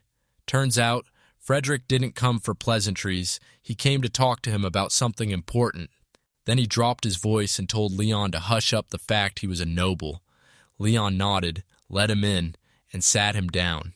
Frederick wanted lunch first, so he grabbed his order a steak set while Leon sat there waiting, eyes locked on the kitchen as the food finished cooking. Marie stepped up to him, and with nerves in her voice, asked straight out if Frederick was really his friend, and if he was all right. She clearly felt on edge as she switched to polite words, and Leon shot back that he was okay and that she could trust him because he was his friend. So he'll take care of Frederick himself, and she'll step in to handle the other customers. Just then, Rowana burst out of the kitchen and told Leon the steak was finally ready to hit the table. After he wrapped up the steak set, Frederick grabbed his phone and called Leon to tell him he'd already told his family about me, and they lit up, saying they can't wait to meet him. Leon's eyes snapped wide with shock, and he blurted, "Wait, can I ask my parents first?" Frederick nodded and said he'd go to dinner tonight, both of them. But Leon wondered, wasn't this whole noble thing supposed to stay hidden? Sure, in public, it stays secret, but since he's stepping up to take responsibility for him, he'll have to tell his parents his real status, unless Leon wants them to start freaking out. Leon gets it, but he can't shake the feeling they'll still worry even if he tells them. He's not wrong when his parents found out.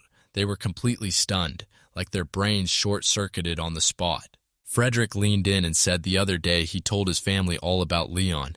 Then they lit up, begged to meet him at least once, and pushed for an invite to dinner.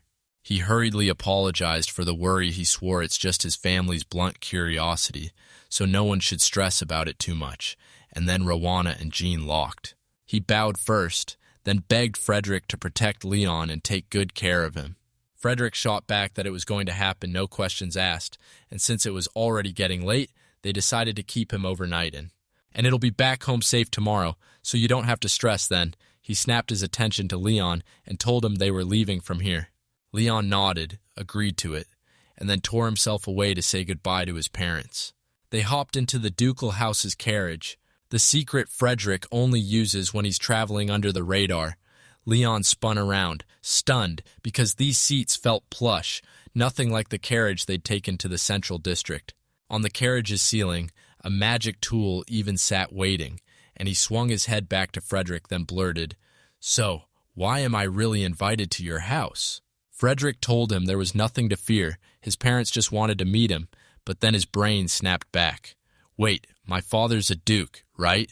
"Me," Frederick snapped, denying it because his older brother already grabbed the title, making their father the former duke for now. And yeah, in this country, once the son hits 15, the crown gets handed over, and it's just tradition for him to serve at the royal palace.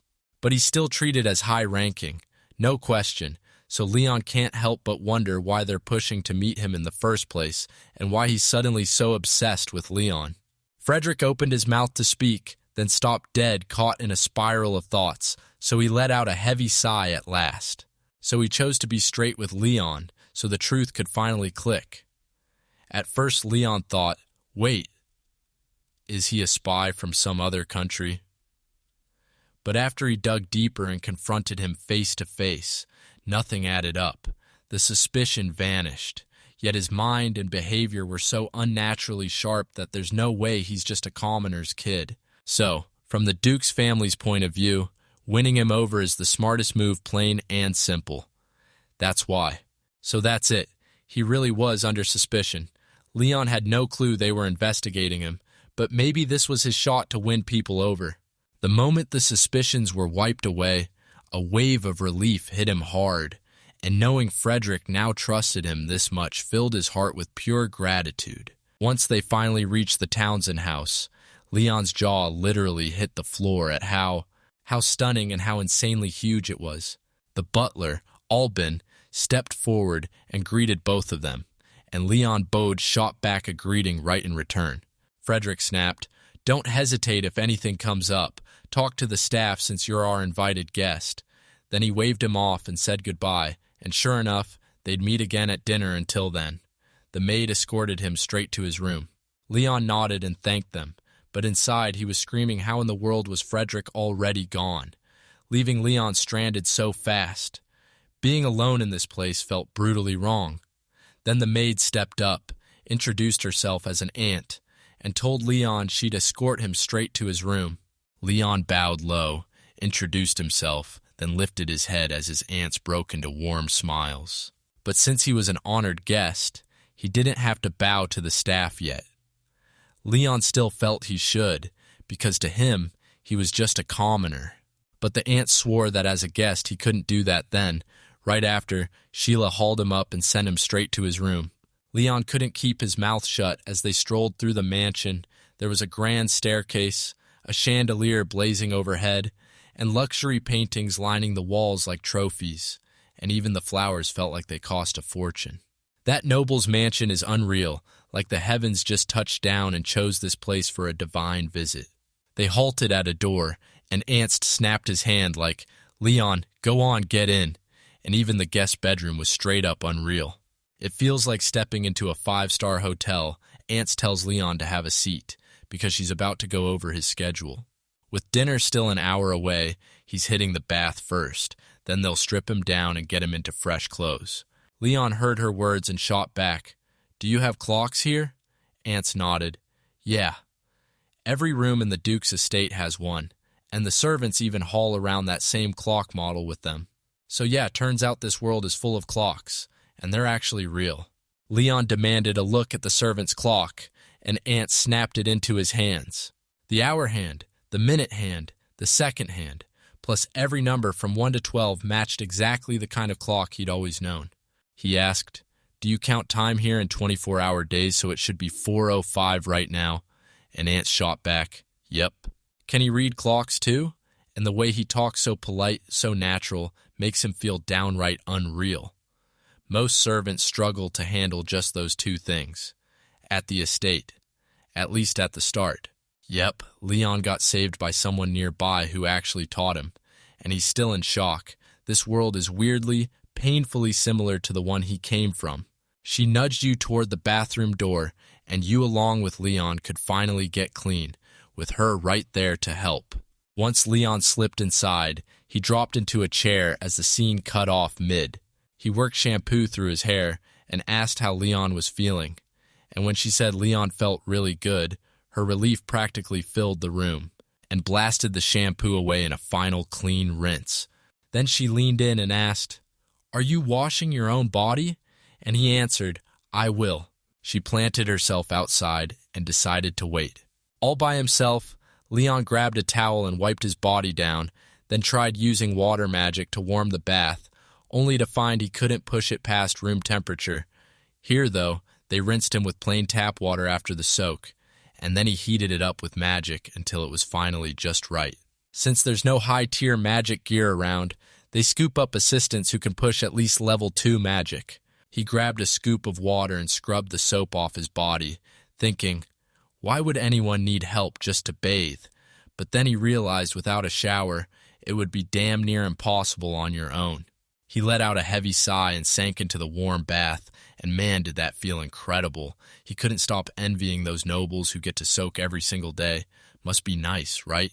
The moment he finished, he burst out of the bathroom in a robe Ant's already waiting outside, ready to help him change and fix his hair.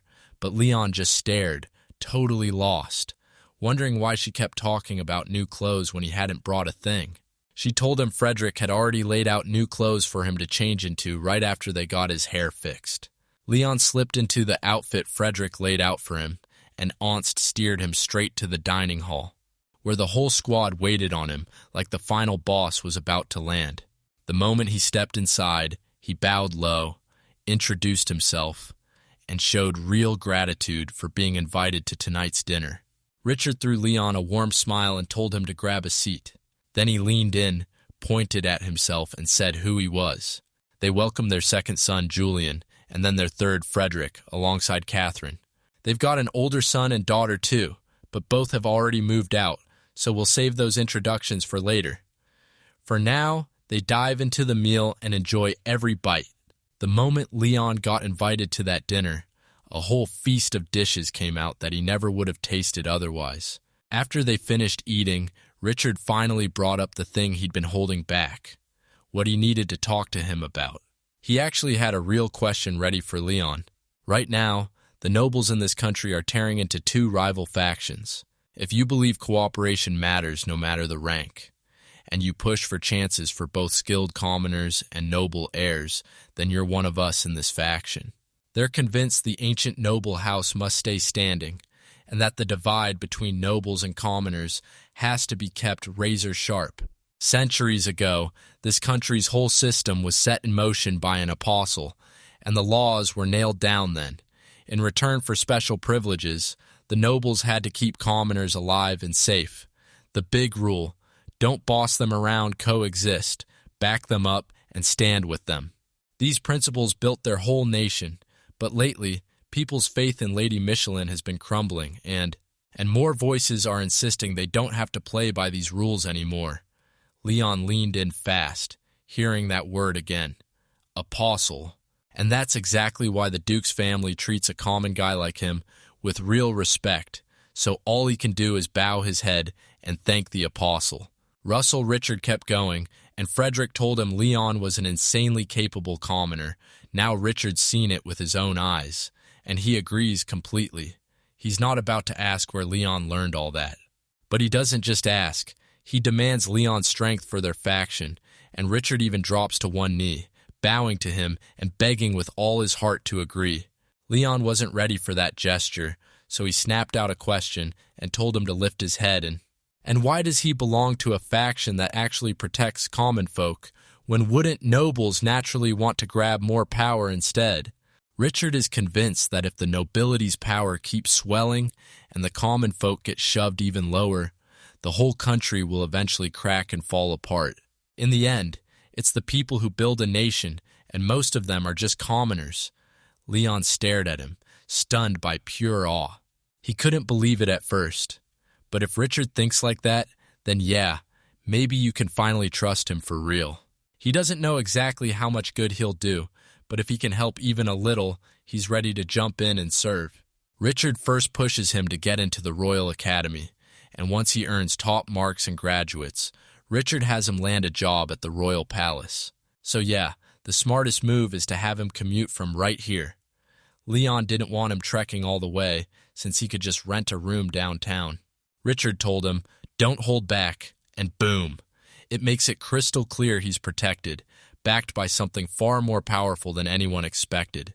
Speaking of it, has he already taken the magic aptitude test? Leon nods and says his magic power clocks in at 5 and his affinity is revealed next. He stopped mid-sentence, like the words got snatched right out of his mouth. But it still slips out that his affinity covers every single attribute, and kept wondering if he was some kind of holy apostle. Leon flat out denied it. Yeah, they might share a few things, but he's never even laid eyes on a god. During the magic test, Richard grilled the examiner about his attribute, and the moment he learned it was a healing power, everything clicked. He pushed for just one thing, show only the healing side of his power, and everyone agreed his full affinity stays locked up for now. Leon nodded, but he'd already spilled the whole thing to Marcel earlier. Marcel told him he could share it only with people he trusts, but he had to keep it locked down for now, because he hadn't even told his family yet, and that left him wondering if it was safe to bring it up. Richard nods and tells him, "Lock it down, make sure we swear, so this stays quiet." And he'll dispatch someone to spell it all out for Frederick. Leon is headed for the Royal Academy and staying right at the estate. And that's where today's story ends. Catch you in the next one. From here on out, he was putting everything on Leon. Leon dipped his head, so grateful it almost hurt. Frederick shot Leon a huge thank you for lending his strength to the Townsend house. Still, he couldn't believe it somehow. He had every single one of those attributes. Leon pushed to be the first one to break the news to his family, then turned to Frederick and asked him to hold off until after Frederick nodded and agreed. He reads the message and asks if he'll be heading out tomorrow. When Leon nods, Frederick jumps in and offers to go along too, then tells him he'll stay put in the carriage while he finishes talking with his family. Once Leon agreed, he immediately imagined his mom and dad absolutely losing it. He just prayed they wouldn't get scared or start thinking he's some kind of freak. All right, it's time to move. Frederick needs to hand over his study materials, and he's not wasting a second. He slammed the books onto the tables and told him straight up these are the subjects he'll have to crush for the Royal Academy entrance exam, mostly reading, writing, and math, with a little basic history thrown in. Leon snapped open the first book and took a long, sharp look inside, like he was about to uncover something huge, and realized it was basically first-grade reading level, so he'd breeze through it without studying. The second book was math, and after he dug in, he realized it was all about addition, subtraction, the basics of multiplication, and division. So he straight up ditched, studying it too. Then the third book was next. He barely remembers the older days, but this one, it dives deep into recent history like it's right in front of him. He's been itching to learn more about this country, so he's got to hit the books and study it. The moment he told Frederick he'd only borrow the history book, everything changed. Frederick's jaw dropped like, "Is this really all I need?" Leon nodded and said he wasn't hiding a thing anymore. Frederick leans in and tells him, "Good luck," like it's about to matter more than anything, and tells him Lady Martine has finally locked in the date for her visit to his home. No doubt about it, this was locked in for exactly 1 week from now, sharp at 10 a.m. Leon blinked. Wait, that happened already. He'd been sure it would drag on way longer, but Frederick's apology cut in immediately. Leon told Martin to get going, ASAP. Leon doesn't have to prep a thing. Martine wants to meet his life exactly as it is, no fancy prince routine, and she even said she wants to play with him too. Leon started pacing, lost in thought.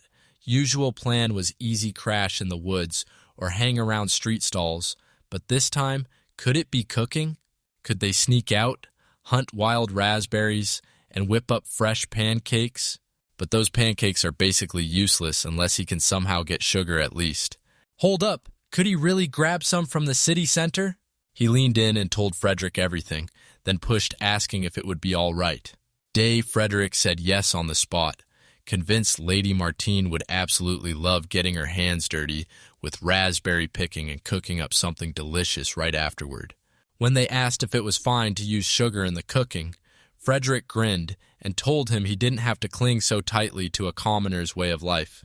So how much of this does Leon dare to tell his family? Sure, if they find out later that Lady Martine visited his home, that's fine, but if the news leaks early, it could put him in real danger. So for now, they'd insist she's just a distant relative of Frederick. Only 3 people are getting into Leon's house through the front door, Lady Martine, Frederick, and 1 maid ready to help them.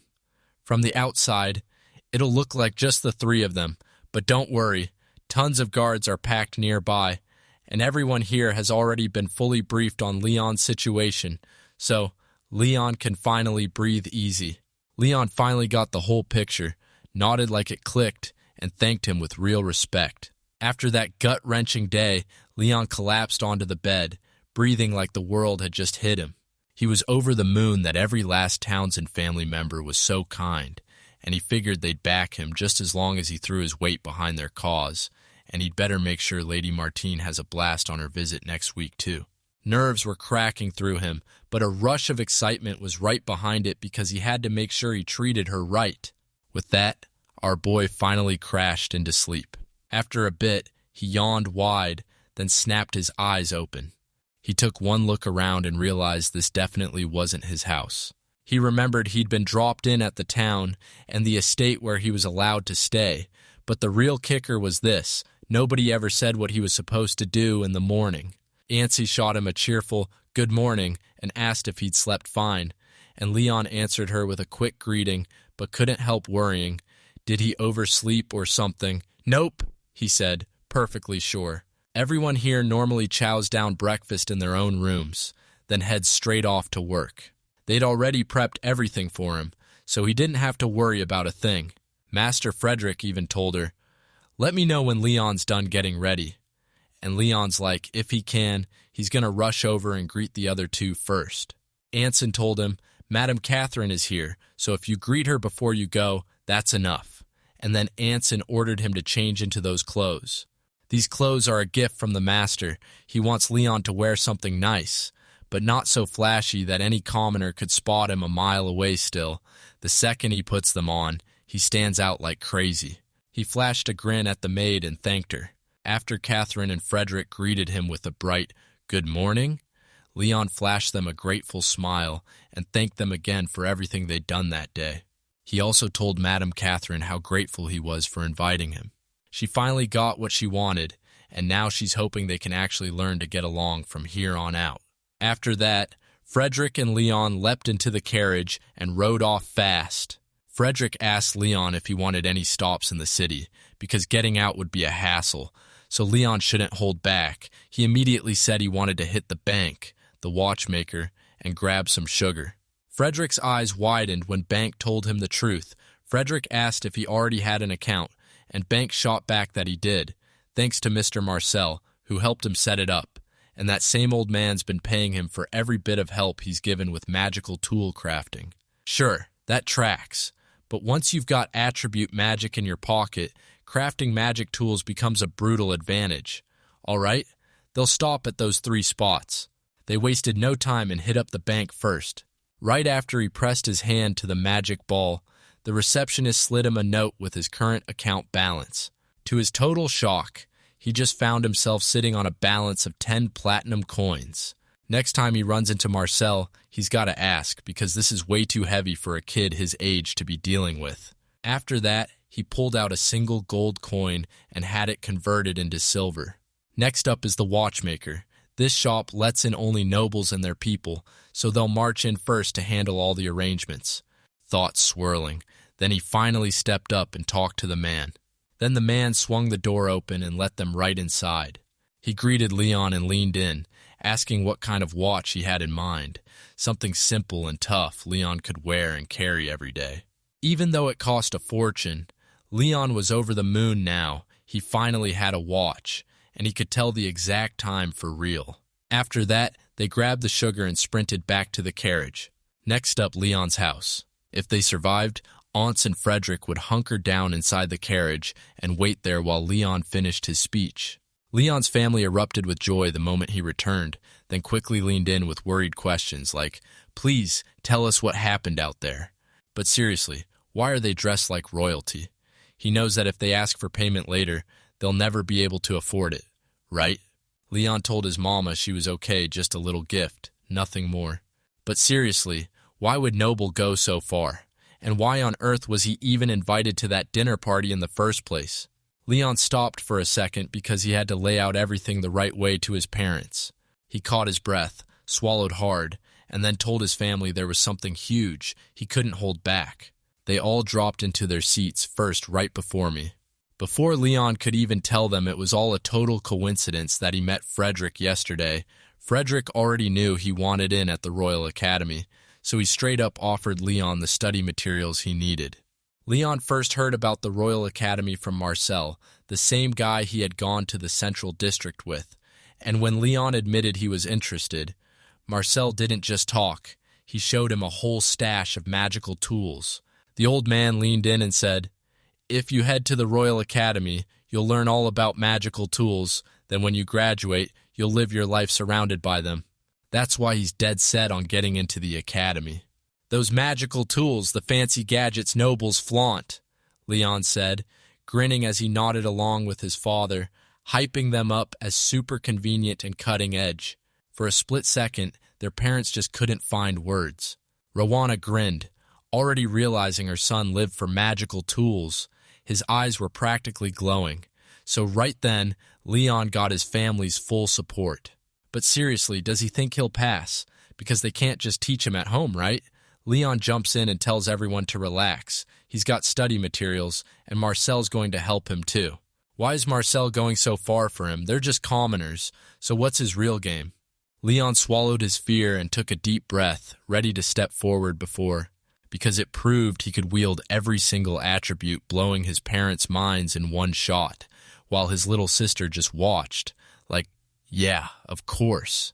Leon was blown away that she could pull off all those attributes, and it was honestly the coolest thing ever, so he thanked her, then urgently told her to stay quiet, because this had to stay locked inside their family. Being able to use every single kind of magic is insanely rare. If the wrong people ever sniffed that out, they'd turn into a real threat to everyone. That's why the noble craved his power and promised that once they got it, they'd back him up no matter what. Do his mom and dad think he's creepy or straight up scary? The two grinned at him and flat out said, "Nope, we don't." They were totally shocked, nothing more, nothing less. Every last detail hit hard, and they couldn't help but beam with pride because of him. Tears streaming down his face, Leon couldn't help but thank his parents for everything. But wait, the Royal Academy starts at 11, right? That means Leon's about to bolt out the door soon, and yeah, it's going to feel lonely. Still, if a noble family like that clocks his talent and decides to back him, then what's there to worry about? He's got to give it everything he's got. Got it. All right, now that it was finally all clear, Leon marched up to his parents and said Frederick was here to spell it all out, then asked if he could bring him in. As Frederick stepped inside, Leon's parents dropped to their knees and greeted him with deep respect. They totally jumped at what they saw. and Frederick cut in, telling them they didn't have to be so formal. He shot a rushed apology for showing up out of the blue, and then he made it worse by apologizing again for grabbing their son yesterday without even a warning. Today, he's here to hammer out Leon's future right here, right now. He already knows the rumor Leon can tap every single attribute, so they're pushing him to use that power for the Duke's house, which is exactly why they're begging him to enroll in the Royal Academy.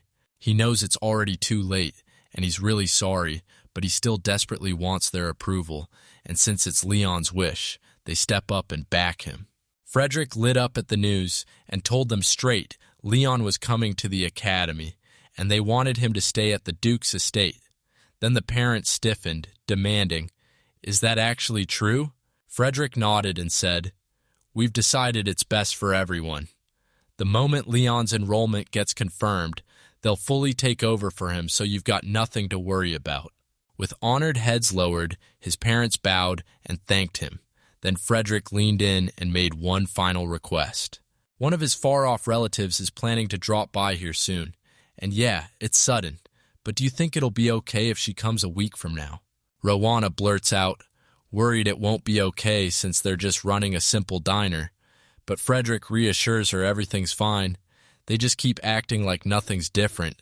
After that meeting, he couldn't stop showing how grateful he was and how much he appreciated it.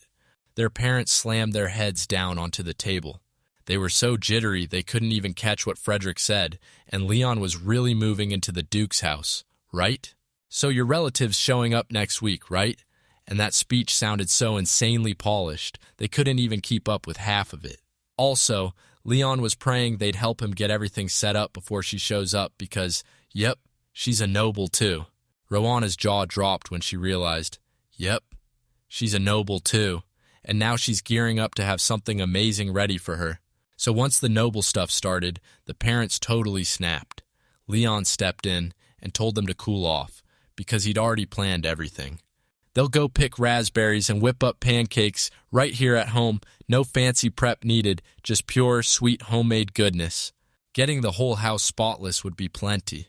This time, Nicola and Luke aren't out there picking raspberries. They've got to keep it secret, no matter what. And yeah, the lady rolling in is a noble and she can't hang around crowds. If that lady suddenly barges in with no warning, Leon will sprint over to Uncle and Andy and tell them to stop the boys from showing up that day. Speaking of those pancakes they're about to make, don't let Leon hear you, because raspberries might sound too plain for a noble, and they're used to eating food loaded with sugar. Liam figured it out, so he grabbed sugar when the three saw that. Their jaws dropped. Marie could barely contain her excitement as she reached for something sweet to taste. Rowana couldn't believe it. Where was he getting the money for something like that?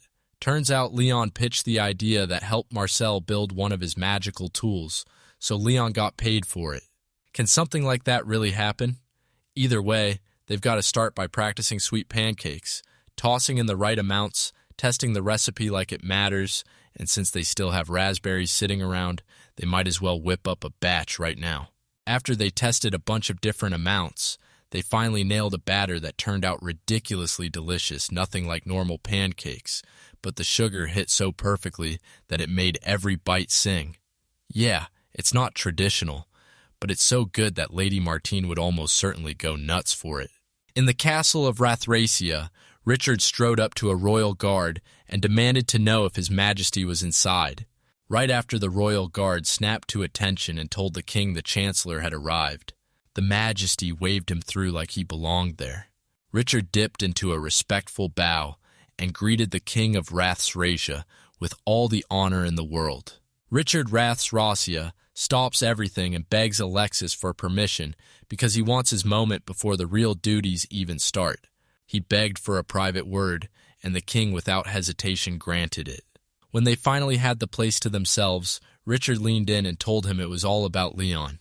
Wait, wasn't that the commoner they were talking about? The other day, Richard nodded, saying he even invited the kid over for dinner last night.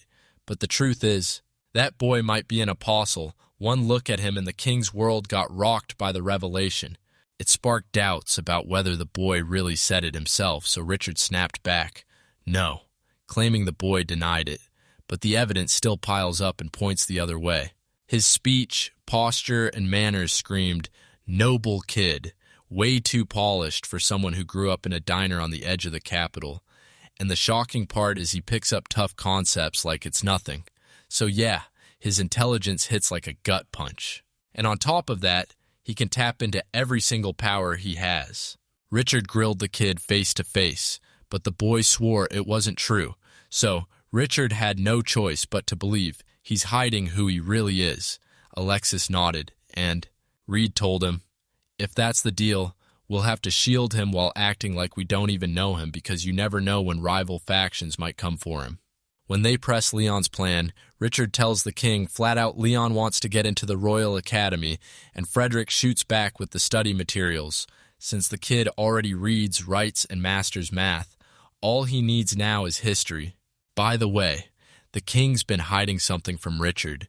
There's a secret biography only kings can read about an apostle, and the details line up perfectly with everything Richard just said. Then chances are, Leon isn't just some guy, he's an apostle for real. Yeah, it's true, but for now, they've got to keep this locked down and secret. Richard already told Leon to keep his magic hidden until graduation, and Alexis thinks that's the perfect way to start. Once Leon graduates and gets his noble name, no rival faction or foreign power will be able to lay a hand on him, and if Leon ever says he wants to be king, Alexis won't even try to stop him. The royal family will back him soon, but for now, can the Duke's house truly shield him? Richard bowed and said, "Yes, they can. Leon will head to the academy under the Duke's watch and live there, side by side with the Duke's grandchild, right the same age as him, so maybe, just maybe, they'll become fast friends." Alexis has a kid the same age, so he asks Richard if he should tell them about Leon's magic, but Richard shuts it down, saying Alexis might be sharp, yet he's still just a child, and there's no need to dump something like that on him. Alexis desperately wants to meet Leon himself someday, but after Richard warned him it could be dangerous, he figures it's smarter to stay low for now because Leon's family might be the next target. Richard starts weighing 2 moves for his family slap on guards, or even hire someone living under the Duke's estate, and Alexis nods like it's a genius plan. If guards are needed, Richard will drop the word. He'll make sure the royal shadows show up. He tilts his head up, lets out a heavy sigh, and says things are about to blow up, then wonders if the apostle's sudden arrival is tied to that monster forest that's spreading. Richard couldn't shake that thought somehow. It just felt like divine intervention had its hands on everything. They've got to hold back the monster forest spread, because if they don't, in just 10 years, monsters will flood and overrun the entire world. They've got to stop it, because Leon might be their only shot at hope. They've got to keep him safe at any cost, no exceptions. Then Alexis snapped at him to start naming the most dangerous nobles. Richard nodded, swearing he'd have it finished and ready by tomorrow. With hope finally flickering in the dark, Alexis vows to shield Leon no matter what comes next. In the world of the Earth Goddess, the exact place where Leon calls, a lady was sobbing, begging for a selfie like it was her last lifeline, and then she got the brutal news the other day that she'd failed. Shocked, Selfie demands what she meant, then cuts her off with a reminder that she'd already told her to be careful with it. Then she fires back with one crushing question: how did she mess it up so badly? In her world, every soul had a body that fit it perfectly until the second that person died and the soul slipped free, it got yanked right back into that same body. Selfie couldn't shake the question. Where was the body that was supposed to rot and decay to nothing? The body snapped back to life the second the soul slid in. Selfie even said this kind of miracle happens all the time, so chances are really high. Selfie was convinced monsters had swallowed her world, and she wanted to save the humans, so she told herself, "That's why I reincarnated them, right?" and nodded like it was the truth. So she broke it all down in the divine realm, and for that reason, she handed him the power herself, because she'd already planned to reincarnate him as a royal child. She handed him the power to wield every elemental spell and even understand all languages, but she still clung to the sacred item, so he couldn't be contacted at all. On top of that, he got reborn as a broke commoner, and nobody ever explained why he was reincarnated in the first place. She originally meant to hit him up on the regular, get him to step in and save the world. Selphie kept asking, "How long until monsters sweep my world clean?" And the girl shot back, "About a dozen years." Then she couldn't help but wonder, so who's going to get reincarnated next? She'd burned through divine power until she was nearly empty, and now it'll take a few hundred years to recover. She's got that power on full blast because, in the last world, humans got wiped out, so she was desperate to build a new human world, and yep, you heard right, she created 2 worlds. In the first world, she rained magical power on every living thing.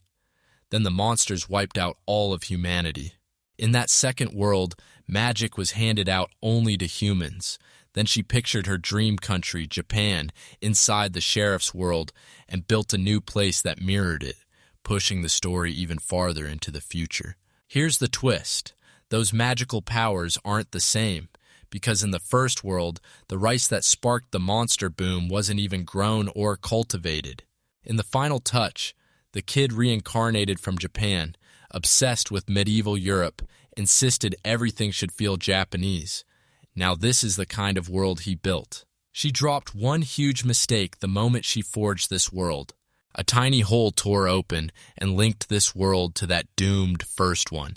Then it kept widening until it sucked in the plants and animals, until she even planted a whole forest of monsters inside it. If she let this keep going, the world would have crashed into the same fate as the first, and that's why she threw the sacred relics and books down. But when humans finally found and cracked the book's language, there was barely anyone left. In the end, the monster forest keeps spreading, growing bigger with every breath. She was meant to reincarnate him and plug that horrible hole in the world, but it all went sideways. She just couldn't accept that she messed up, like it didn't make sense in her head. And if there's nothing left to do, Selphie can only cross her fingers and pray the person makes the right move. Aren't monsters adorable, though? She's convinced it'll be totally fine to let monsters into that world. The girl lit up and said she loves humans, then asked if Selphie's world feels the same too, because Selphie wasn't trying to turn everything into a human world at all. In a world where magic is gone, only the sharpest minds can keep going, so wouldn't she be better off doing the same? The girl warned her straight, without magical power, the world won't last. Selphie nodded, and he figures this all starts when humans tap into power that isn't magical. So, yeah, that's exactly why this girl was desperate to stop it. Up until now, she truly believed everything would be fine. She wasn't wrong. It was just her cruel streak of bad luck. And the real question is, what happens next? She has to find a way to reach Leon. She suggested they reach him through Oracle, and if that worked, she wouldn't have to burn much divine power. So with hope blazing in her chest, she smiled back and cheerfully agreed. But she suddenly froze because she realized, in the harshest way, that not a single person in this world believed in her. After a few moments, she pressed Selphie, asking if the boy would buy her story, but he wouldn't believe a word unless she gave him a little time. If it all falls apart, she can just bounce back to Earth and visit again.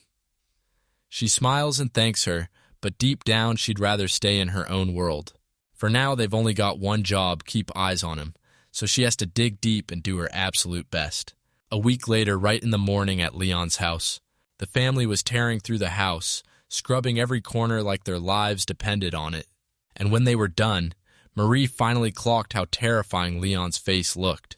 When Leon dropped the bombshell that the visitor today was a girl, John leaned in and said her name was Martine, but he swallowed the real story, because if they uncovered the truth, it would blow up into a massive disaster. Marie pushed, asking if she was a princess. Leon snapped back that Martine was a kid from the most powerful family in the whole country and warned his parents that if they learned this girl was a princess, it would spell disaster. Then he pushed the idea of calling her Martin Sama instead. The second someone knocks, they let out these wild shrieks like the house just went off like a bomb. And when Martine blurts that it was her, Leon yanks the door open and there they are, Martine, Frederick, and a maid.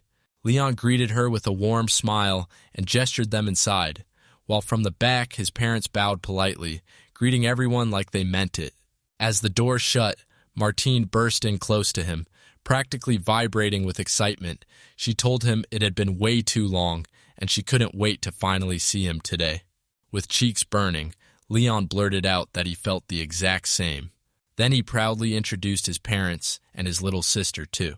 Martin felt genuinely grateful that he'd listened to her request today. She was praying Marie could click with her, too, and Marie, like always, showed up with a sweet, "You're adorable," right on the spot. Martin wasted no time. She introduced her two loyal companions, her maid and her bodyguard. Leon's plan lit up her eyes with a sharp, sparkling fire. After he shows her his house, they'll sprint to the forest to pick raspberries, and back home he's already dreaming up pancakes for dessert, loaded with those berries. All fired up, Martine blurted, "Trust me, it sounds like a blast." It's the first time she's even heard of a dessert called pancake, and she can't help wondering if common folk actually go for it. Then Leon shoots that idea down and tells her the recipe is something he cooked up himself. Martine lit up at that, then urged everyone to kick things off by heading straight to his house. Our awesome Marie, acting totally like herself, stepped up with a warm smile and reached out her hands ready to show you the house. Meanwhile, Rowana was panicking, like her heart had dropped into her stomach. Marie was about to get punished for pulling that stunt, but Leon shot them a calm look and told them to chill, because everything would be fine.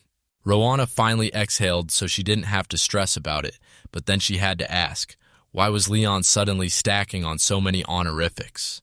Who taught him to hit people with those dangerously natural honorifics? When Leon told them he'd learned it from Marcel, both of them stared in shock. How could he soak up so much in such a short time? That's exactly why Marcel San calls him sharp. So what's Leon supposed to do next? It's getting harder and harder to keep dodging the truth. And Jean's smile says it all. This is exactly what their child was always going to do. When Leon got called inside, the two could only pray they'd teach them the honorifics next time, too. Then Leon grinned at them right before stepping in, like, "You got it." The moment Leon appeared, Martine shot over to him, eyes blazing, and gushed that this was her first time seeing a well, then insisted, in awe, that water really does burst up from the ground.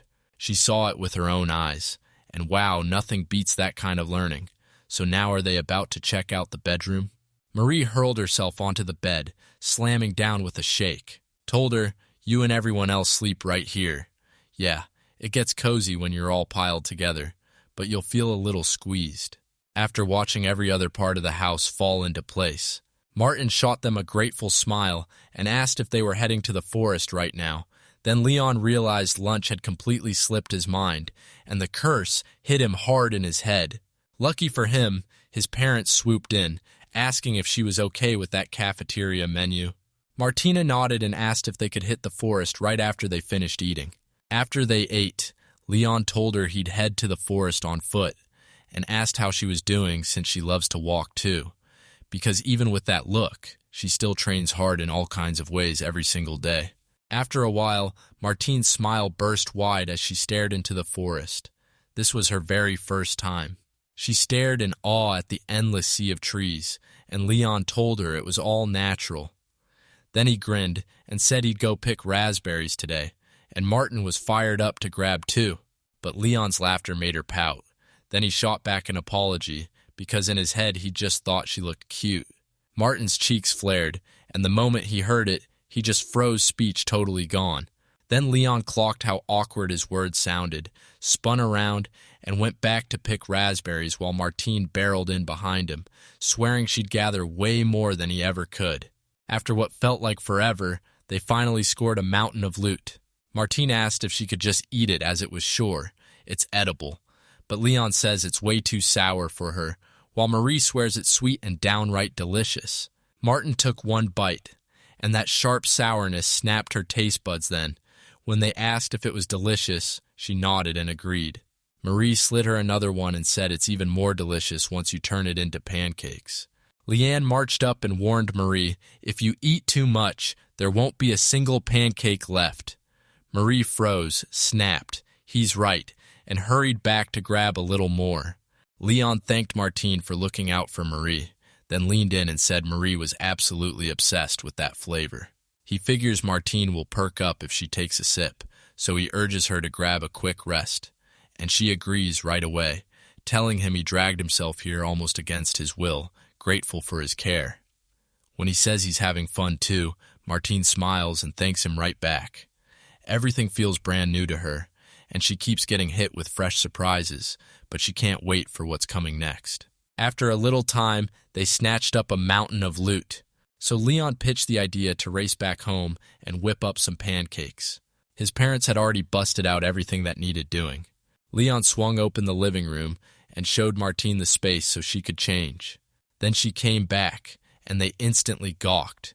She was adorable, and that apron fit her like it was made for her. They cracked the eggs into a bowl, tossed in sugar and water, and whipped the whole thing into a smooth mix. Once it's mixed, they dump in the flour and keep stirring like crazy until every single lump is gone. Once Martin finished, she grabbed it, shoved it into Leon's hands, and asked, "Is this okay?" They didn't argue with the song being perfect. Now they just toss in those raspberries they picked together, and the only thing left is to cook. When Leon heard the frying pan was ready, he snapped at Martin. "Start now."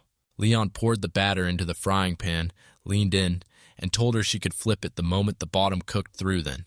Once both sides turned golden, the job was finished. They'll let it simmer for a bit, then whip up jam with those raspberries from earlier stir in some sugar, and it turns into pure deliciousness that tastes like it was made for pancakes. He told her to dump the raspberries from the bowl into a pot, crank up the heat, then mash them to a thick pulp while stirring non-stop. Martin did exactly what he promised. Leon came sprinting back with 2 bowls in his hands and told her to toss those in too. Sugar and lemon juice hit the bowl, and the moment he poured it in, he spotted the pancake in the frying pan right there about to finish cooking. Martin snaps the pancake's edge up and flips it like a pro straight into the pan to see if it's already cooked. After they saw how well it was done, they slid the flipping job to Rowana, because that move is notoriously tricky. Rowana snapped it through the air like she'd done it 1,000 times, and the princess couldn't stop staring. She sniffs the aroma and blurts, "How much longer? It just needs a little more, and then it'll be perfect." After a few minutes, they finally flipped their pancake and cooked it to golden perfection. The princess beamed as she handed it to him, and the moment she told him to eat it right now, she dug in her heels and refused. Everyone else wasn't done yet, so she couldn't start. She wanted to chow down together with the whole crew, and that's when Leon suggested they just take a little taste. She pushed back the moment they started to refuse, and the princess snapped, "Come on, just a little won't hurt," like she was daring them to try. Martin was straight up stunned by how insanely delicious it was. The texture is straight up mesmerizing, sugar sweetness hits, then the raspberries snap with that sweet tart kick, perfectly balanced right as the two agreed. Leon's face lit up because it matched what they liked, and he swore it tasted even better once the jam hit. After a bit, the pancakes finally hit that perfect golden finish. Like clockwork, it was absolutely delicious, and that chunky jam stole the show. Martine told Leon this jam was absolutely exquisite, and Leon shot back, "Thanks." Then admitted he loved that same texture too, so he swore he wouldn't strain it or mess with it. Martine loved how it felt, and after that incredible meal, he's already planning to have the chef make more next time. Martine threw her gratitude to the whole crew, thanking everyone for giving up their time with her today. Today, Leon's pancakes absolutely crushed. It was one of the best days of her whole life, no exaggeration. If the chance shows up, she's determined to come back here again once Leon agrees. She flashed a grateful smile, thanked him, and promised she'd come back again soon. A few days later, everything shifts. Leon cracked open the history book and he learned that this world had been battered by huge wars for ages then.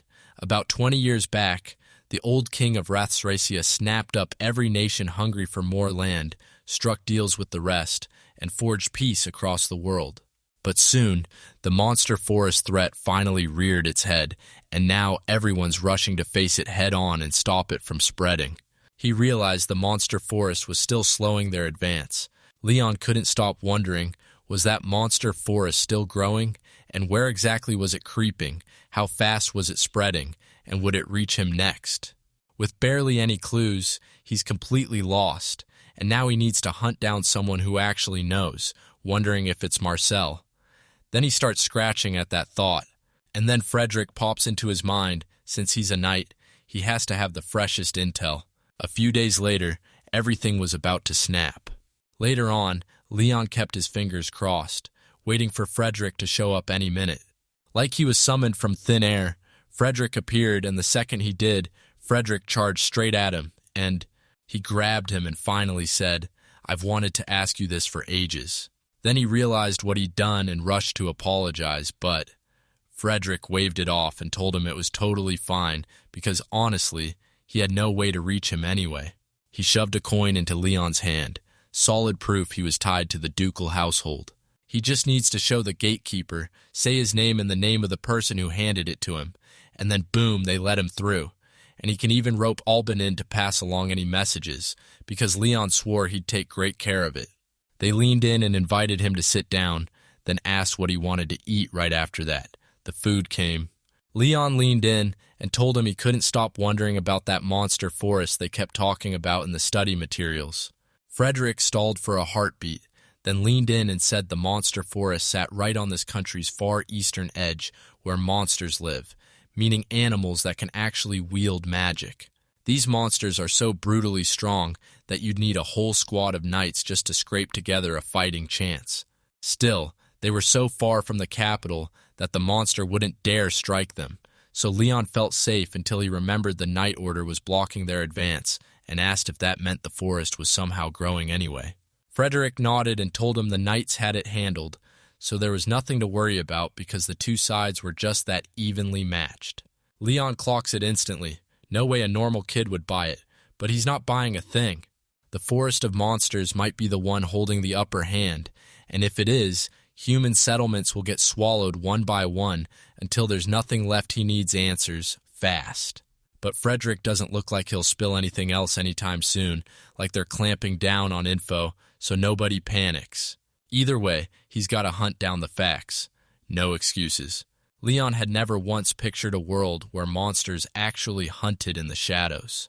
Still, he's got access to every element, so if he fuses them right, he could unleash some seriously brutal attack magic. Even though his mana capacity is supposed to stay locked in place, every time he taps into it, the amount just keeps climbing somehow, and he can't explain why, so he stops asking questions and starts using it for everything it's worth. Alright, first things first. He jumps straight into magic practice. A few days later, Leon stormed into the forest to train his body and sharpen his skills. But the target didn't go down somehow. It survived. After that talk, he decided he couldn't waste any more time. He had to learn attack magic. He keeps sneaking out to the forest to train, and this time he tries it again, pushing even harder, imagining every move faster and faster. He blasted his magic straight at it, but the outcome didn't change one bit. He realized it wasn't the speed at all, so now he's guessing the rock was just too hard. A wild idea suddenly bursts into his mind. He figures it's because he treats fire like it has no real substance, so once it slams into that rock, it vanishes, meaning no matter how he twists the flames into a new shape, the outcome's likely the same. He gets it now, he just has to mash it with a whole different kind of magic. If that happens, he'll conjure earth magic into a stone arrow, cloak it in fire magic, hoist it skyward, and then blast, let it fly. But to keep it floating, you burn through a ton of mana.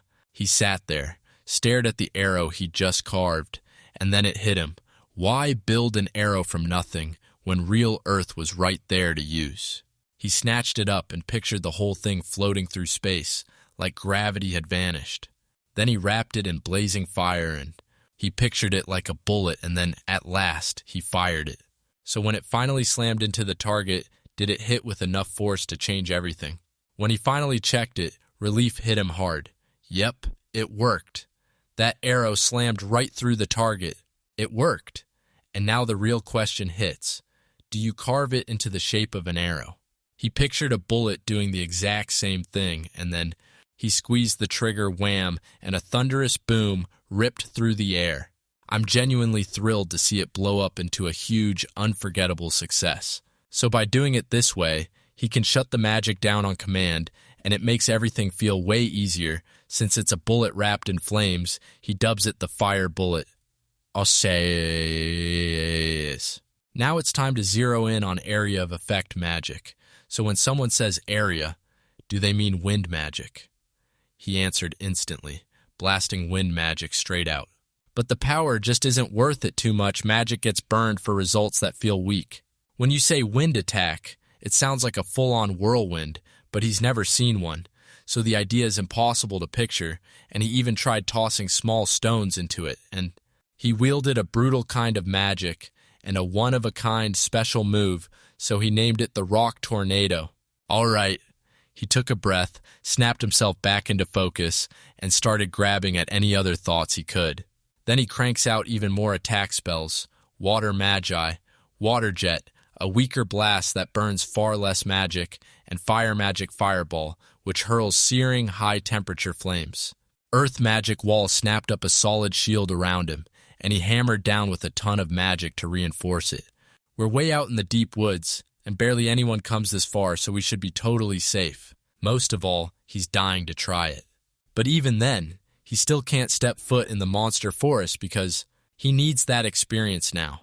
So when the moment finally hits, he can move without a single pause. Then boom, a colossal bear ripped out of nowhere. He trained his body until it could supercharge itself to run. Bear sprints like a blur, but somehow he slips past every hit and dodges cleanly. Our bear is absolutely feral, and it's freaking huge. Bear kept his gaze locked on him, like he was daring him to blink first. He hurled a fire bullet, desperate to make it work. The bear slashed with its claw, and he leapt aside just in time. He snatched a fire bullet into his hand, and he fired it and slammed the bullet straight into the bear. The bear let out a bone-shaking roar, pure fury tearing through the air. Right now, Leon has to move fast and act no time to waste. The bear was seconds away from ending him, its claws locked in for the final blow. But he snapped into action and blasted back with a rock tornado. All right, somehow, with that move, he finally managed to. He swung for the bear and slammed it down, crushing it into defeat. Phew, he barely made it. He honestly thought it was over for him. Then the rock tornado got bulldozed by its own force, and he lives so now he has to handle what comes next with absolute care. He got way too cocky just because he can throw magic around, and if he keeps acting like this, the moment it really matters, he won't have a clue how to react. It's not only magic, he's got to push through other training too. Soon, the usual calm daily grind dragged on until winter's full, unmistakable grip started creeping in. Marie caught a cold. She ran a fever all night, and even this morning it won't back off, plus she still hasn't eaten a single bite. He handed her the medicinal hot water he snagged from the apothecary, but it's doing nothing, like it won't even touch her condition. He knew he wasn't a medical expert, so he started asking himself what, if anything, he could even do. Healing magic flickered in his mind, but he'd only used it to patch up injuries so far still. The thought hit him hard. Maybe it could cure illness too. But how in the world does he pull it off? Will it even work through injuries? Or is it something like flow magic flooding his whole body? He tested it on himself first. He couldn't believe it.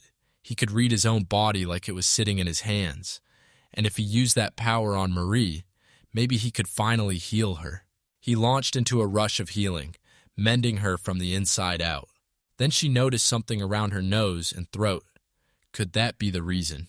He poured every ounce of focus into healing them, and somehow he made them fade away. She was drowning in pain, but now it's like everything finally clicked. She's calm, and even her face looks like it's starting to recover. Even though the treatment hit him hard, he still let out a breath of relief. His healing magic actually worked, curing his illness. This time, that special ability lit up his heart. He couldn't stop feeling grateful. A few days later, in the magic tool workshop, things were about to get wild. Leon sought out the old man because he couldn't stop thinking about building a magic tool that could unleash fire magic. Marcel's whole body jolted when he heard the news. They told him that tons of people, not just Leon, were already digging into fire magic tools, all to build warm magic gear for winter, and they kept pushing, researching fire magic tools. But you already know Magisteel can't handle heat at all, so Leon insisted he'd still come up with a plan. Remember this magic stones, and Magisteel only work like real magic tools when they're touching, They say heat-spewing magic tools, like straight-up fire magic, are impossible because the magisterial itself melts, where the magic stone touches it. So why not smash that problem by wrapping the magisterial around the stone with an insulator, like earth or stone, to keep it from overheating? So tell me, how does he even get it back down to earth? And come on, earth isn't where nobles usually play. It's stone. Hard to process, heavy as hell. Even with insulation, the heat still finds its way straight from the magic stone where it's touching. Man, it'd be awesome if fire magic could reach way past the magic steel. Then a lightning-fast idea hit him. So Leon shot over to Marcel and demanded, "Does the magic really burst straight from the magic stone?" And once Marcel confirmed it, Leon instantly remembered the ice maker trick. The wind magic didn't come from the stone at all. It manifested far away. Marcel stared at the magic stone, wondering if the wind was even coming from it. Leon snapped back that it wasn't the stone's breath at all.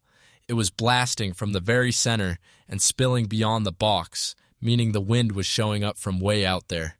Can he really pull that off with fire magic? Marcel nodded, and the moment Leon kicked it off, he blurted, "So what is it?"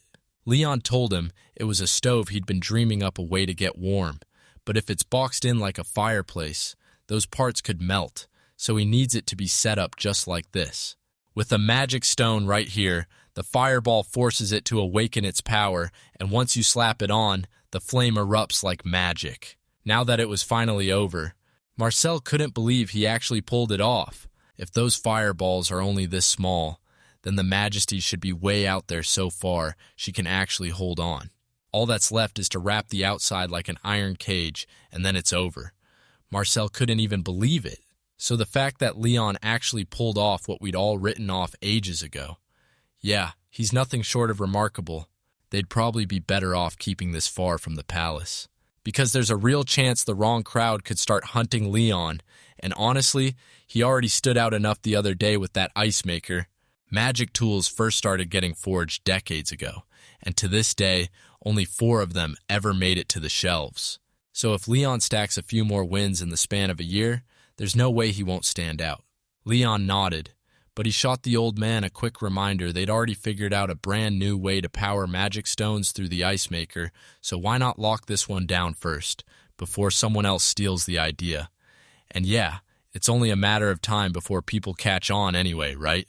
Marcel's eyes widened at Leon's explanation, and he agreed on the spot, but this is the final time. From now on, once Leon finally earns a real position, he'll register everything himself. So if that's the plan, can Leon also throw in a few more ideas he's been cooking up? So he went full genius mode, crafting magical tools for a cooking stove built inside a water heater, and he even sketched out most of the blueprints. Then he turns to the old man and asks for one, because even if he wants it so badly, as a commoner, he just can't pay for it. Marcel nodded and told him he could grab one from a magic tool shop and then flip it to Leon because Marcel can't sell one straight out of his workshop to him. So, could Leon just take a stove instead? The old man greenlights it, and this time he'll knock the stove cost right off Leon's registration pay. Time. Our boy lit up at the news, thanked him right away, and suddenly it felt like he might dodge the miserable cold and never have to bury himself under a heavy blanket again.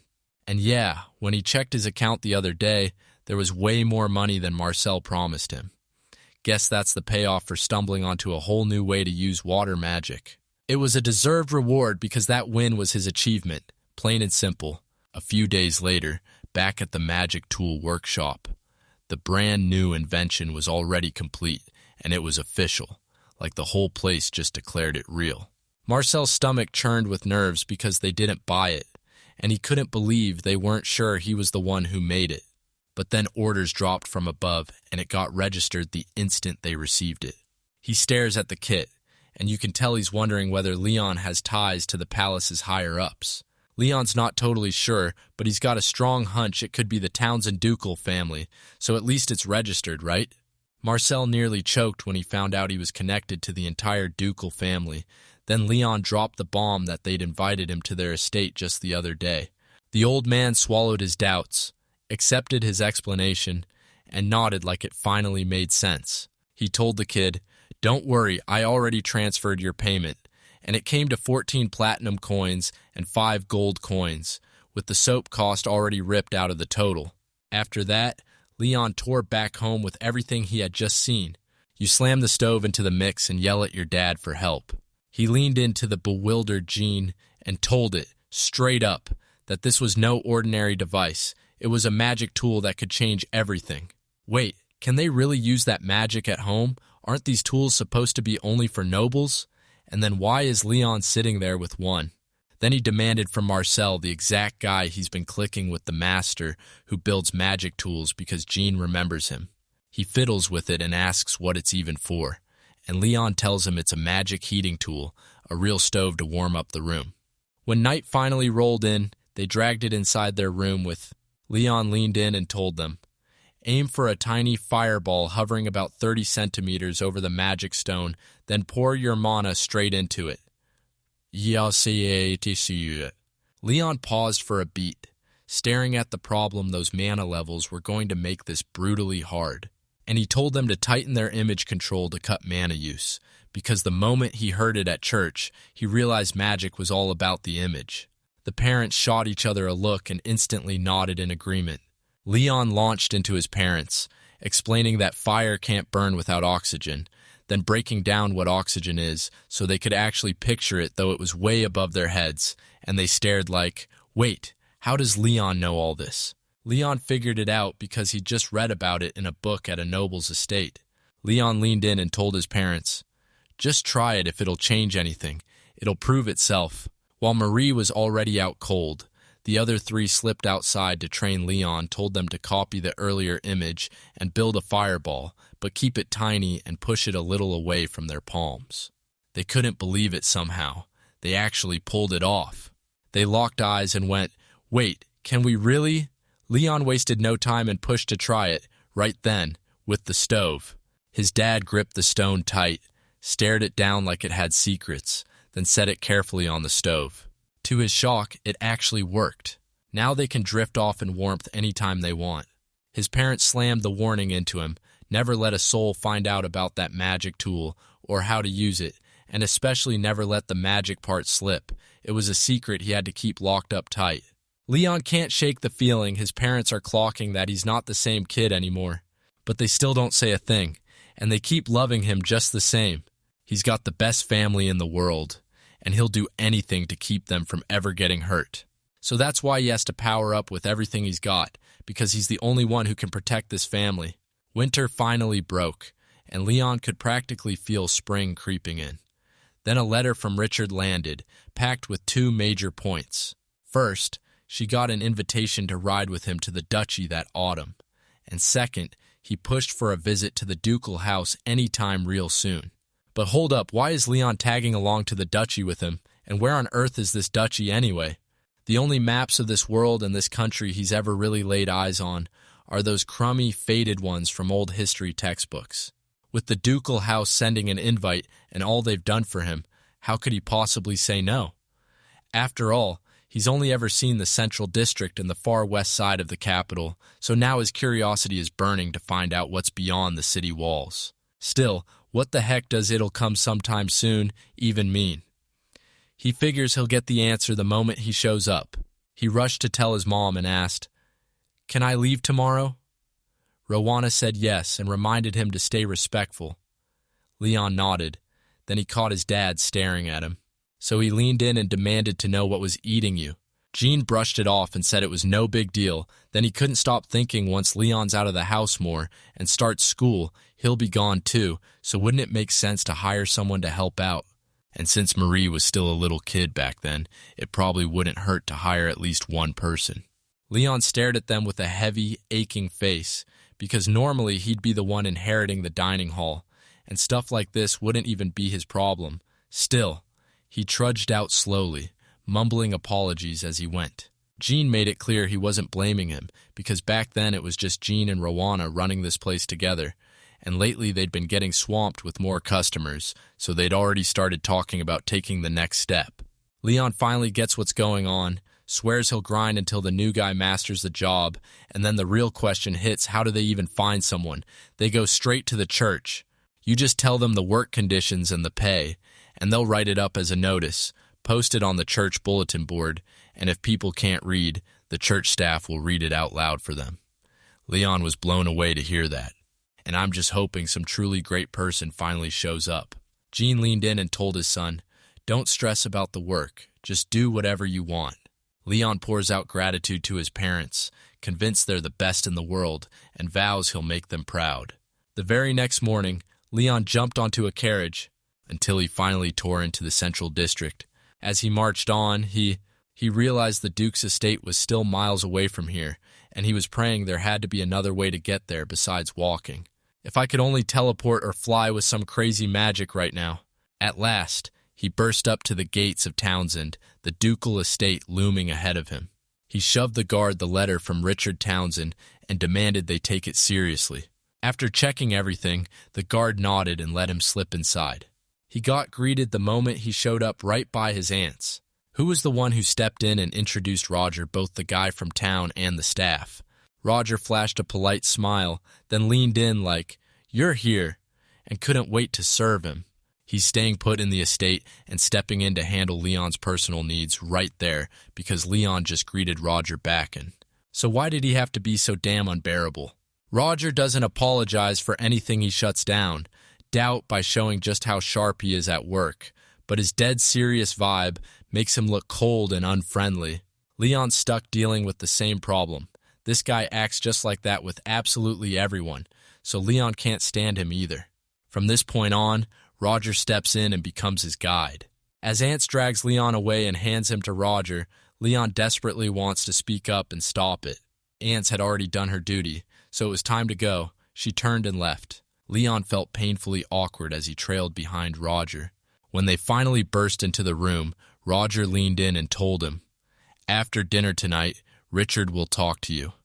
Until then, Leon was free to do whatever he wanted, just not before dinner, because first he had to take a bath and swap into fresh clothes. Lunch is getting served in here, and since Roger's a servant, Leon doesn't have to put on any fancy talk. He can just call him Roger before Leon even gets the words out.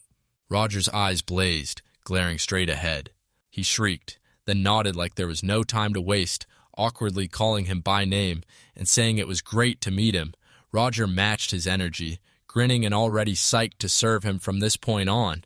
So if Leon's got a little time after lunch, what's he gonna do?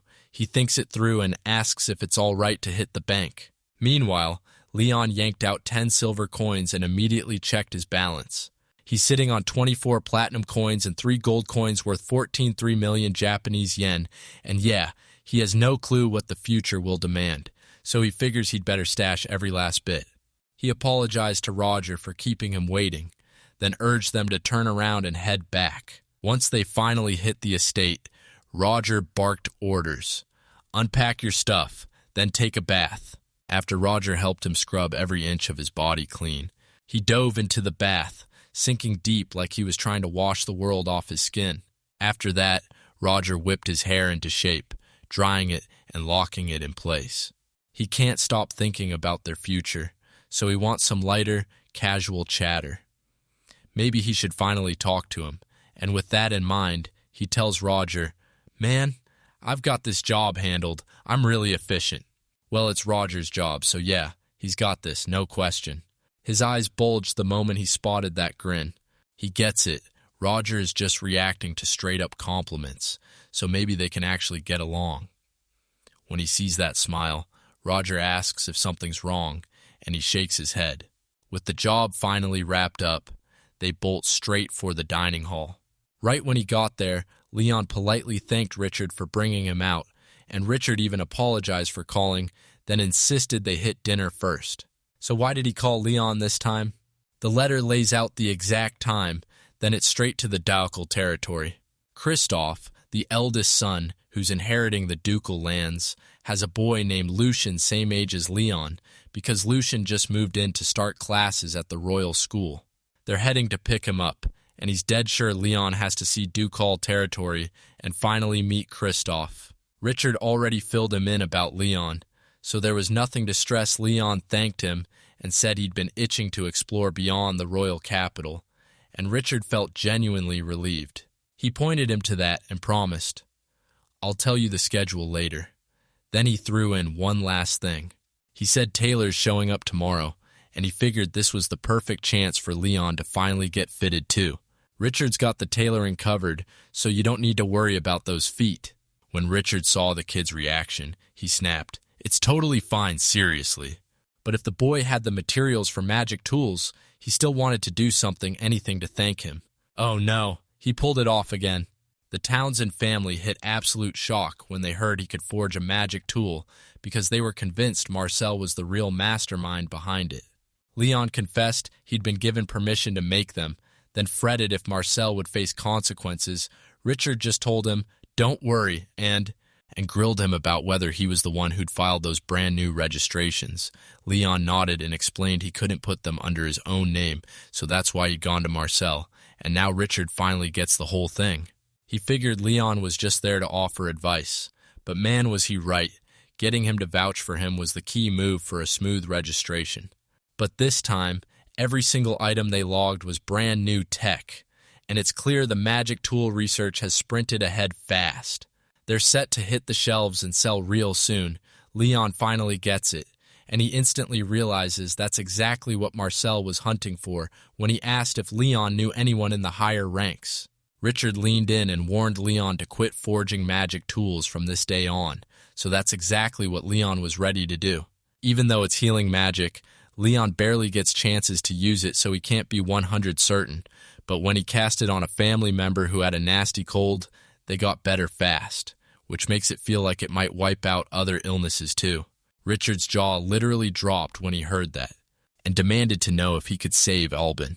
For generations, Albin's family has served as butlers, almost like family to them, and even if it doesn't work out, could Leon try to examine him anyway? Leon nods and vows to give it everything he's got. The townsfolk bow with grateful hearts, saluting him like a hero. Lion caught a sharp wave of herbal scent, and immediately wondered if that's exactly how they try to treat the diseases in this world. Richard says Albin's been sick for 6 long weeks, and he's fading fast now. His son and servants are stepping in, but the handover still isn't done, so they're struggling to keep up. Albin hauled himself upright, mumbling apologies for how rough he looked, while Frederick shot a glance at Leon and whispered, "Can you really fix him?" Leon didn't know what was coming, but he still swore he'd give it everything he had. He leaned in and told the butler, "I'm going to heal you with magic." When the butler finally agreed, Leon offered to try anyway, no promises that it would cure him, but the question hung in the air, would he let Leon go for it?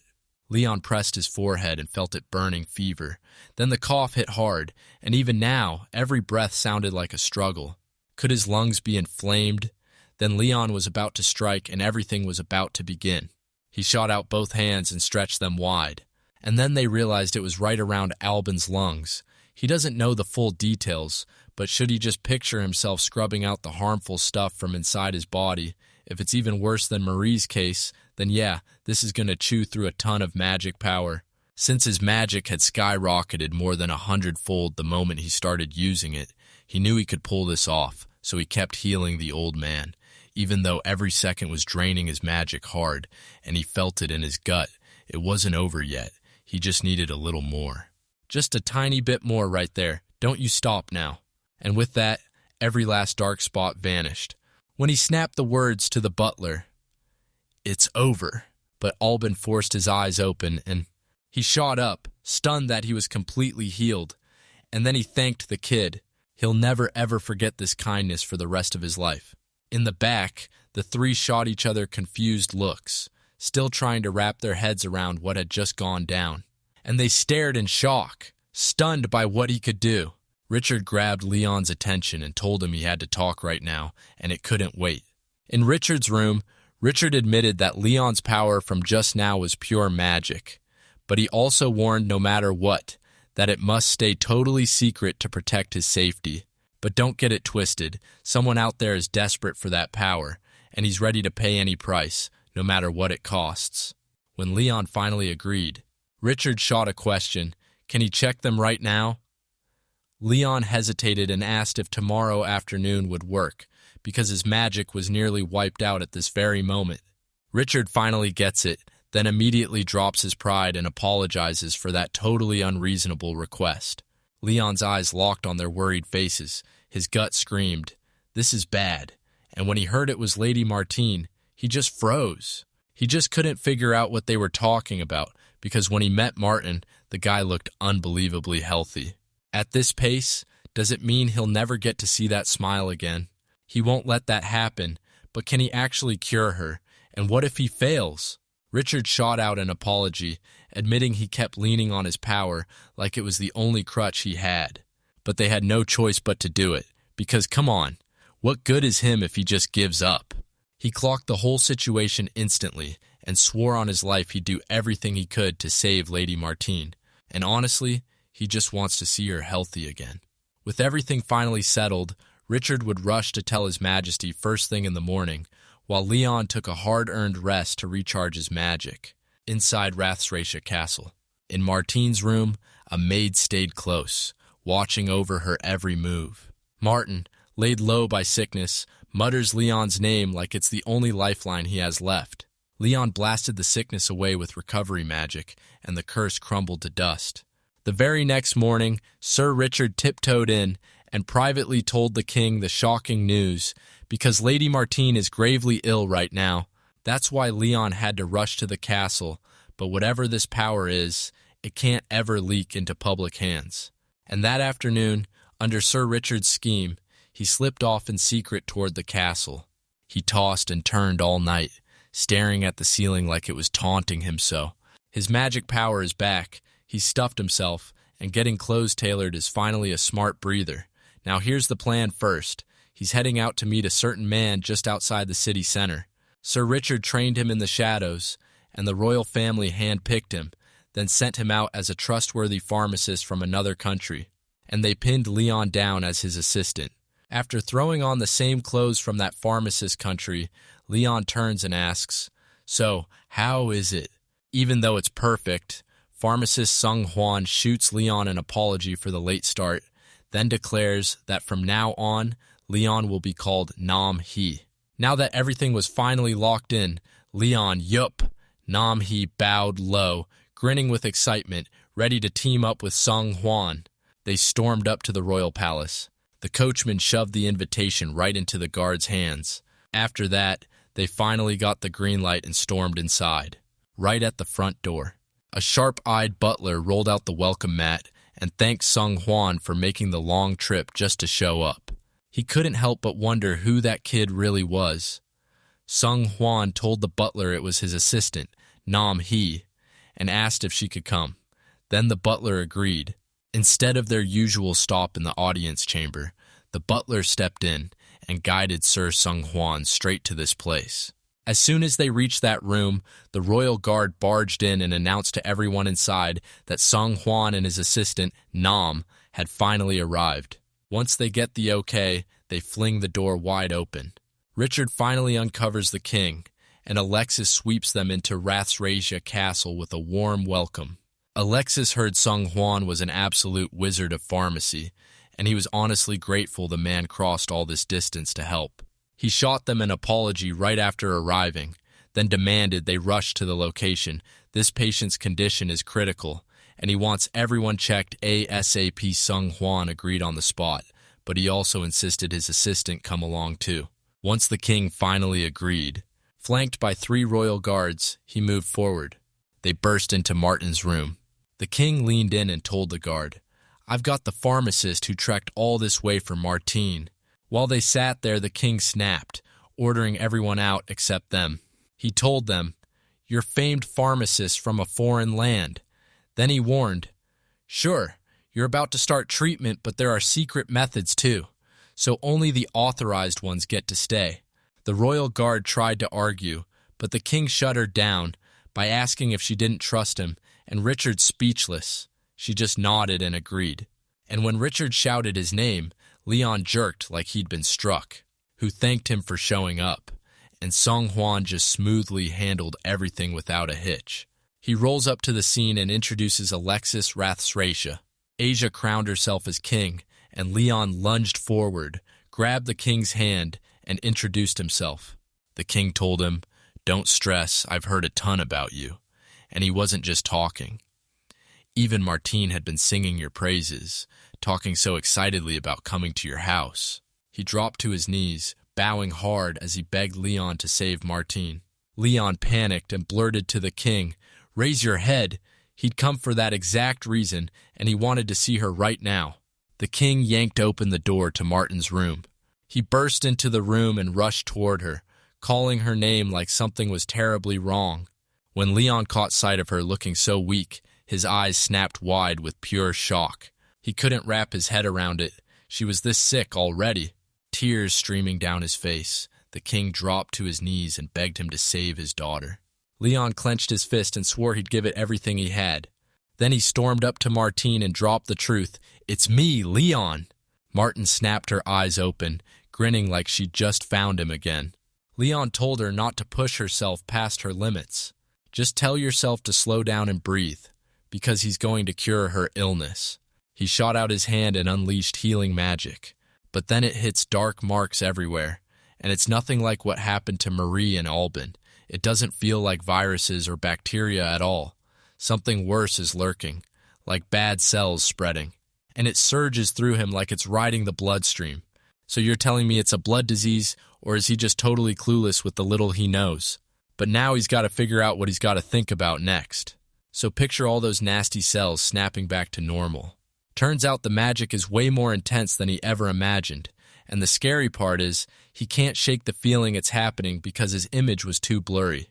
Then he'll crush everything with raw magical power alone. He's going to cure it, no doubt about it. At first, the dark blotches blurred, but then they snapped into focus, and, just like that, without warning, he crumpled to the floor. Nobody even noticed somehow the meow guy slipped away and got away with it. He snapped his eyes open and instantly wondered where in the world he was. Then he shot upright, finally awake after everything that held him down.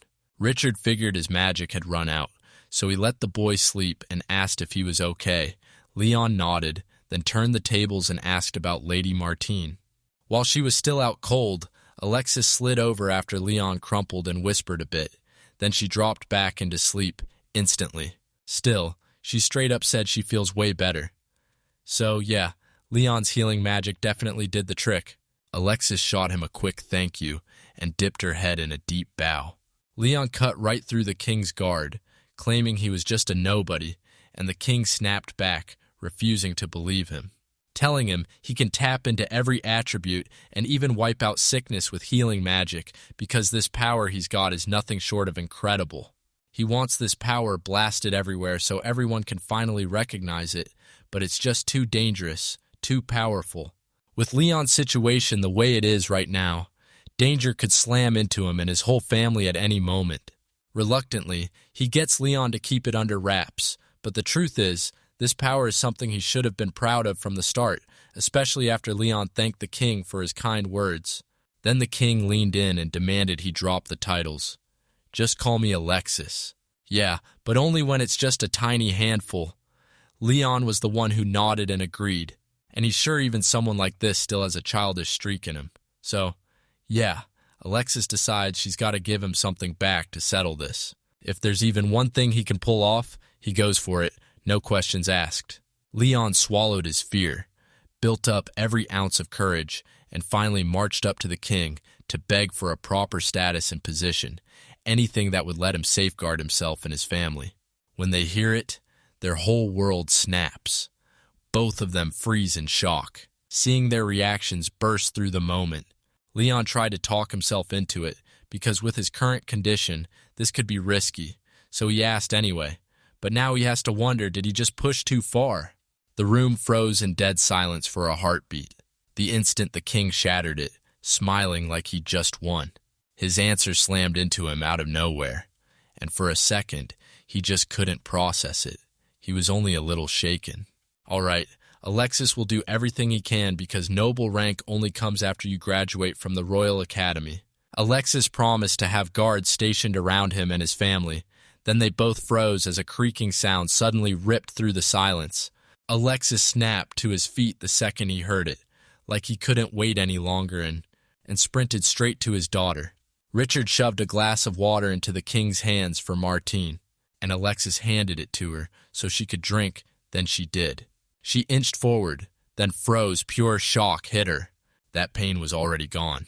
Even the water that once made her feel sick. Now she can gulp it down with zero trouble.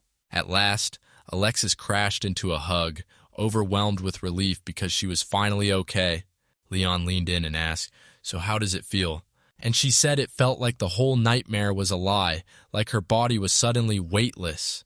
Wait, it was Leon who healed her, right?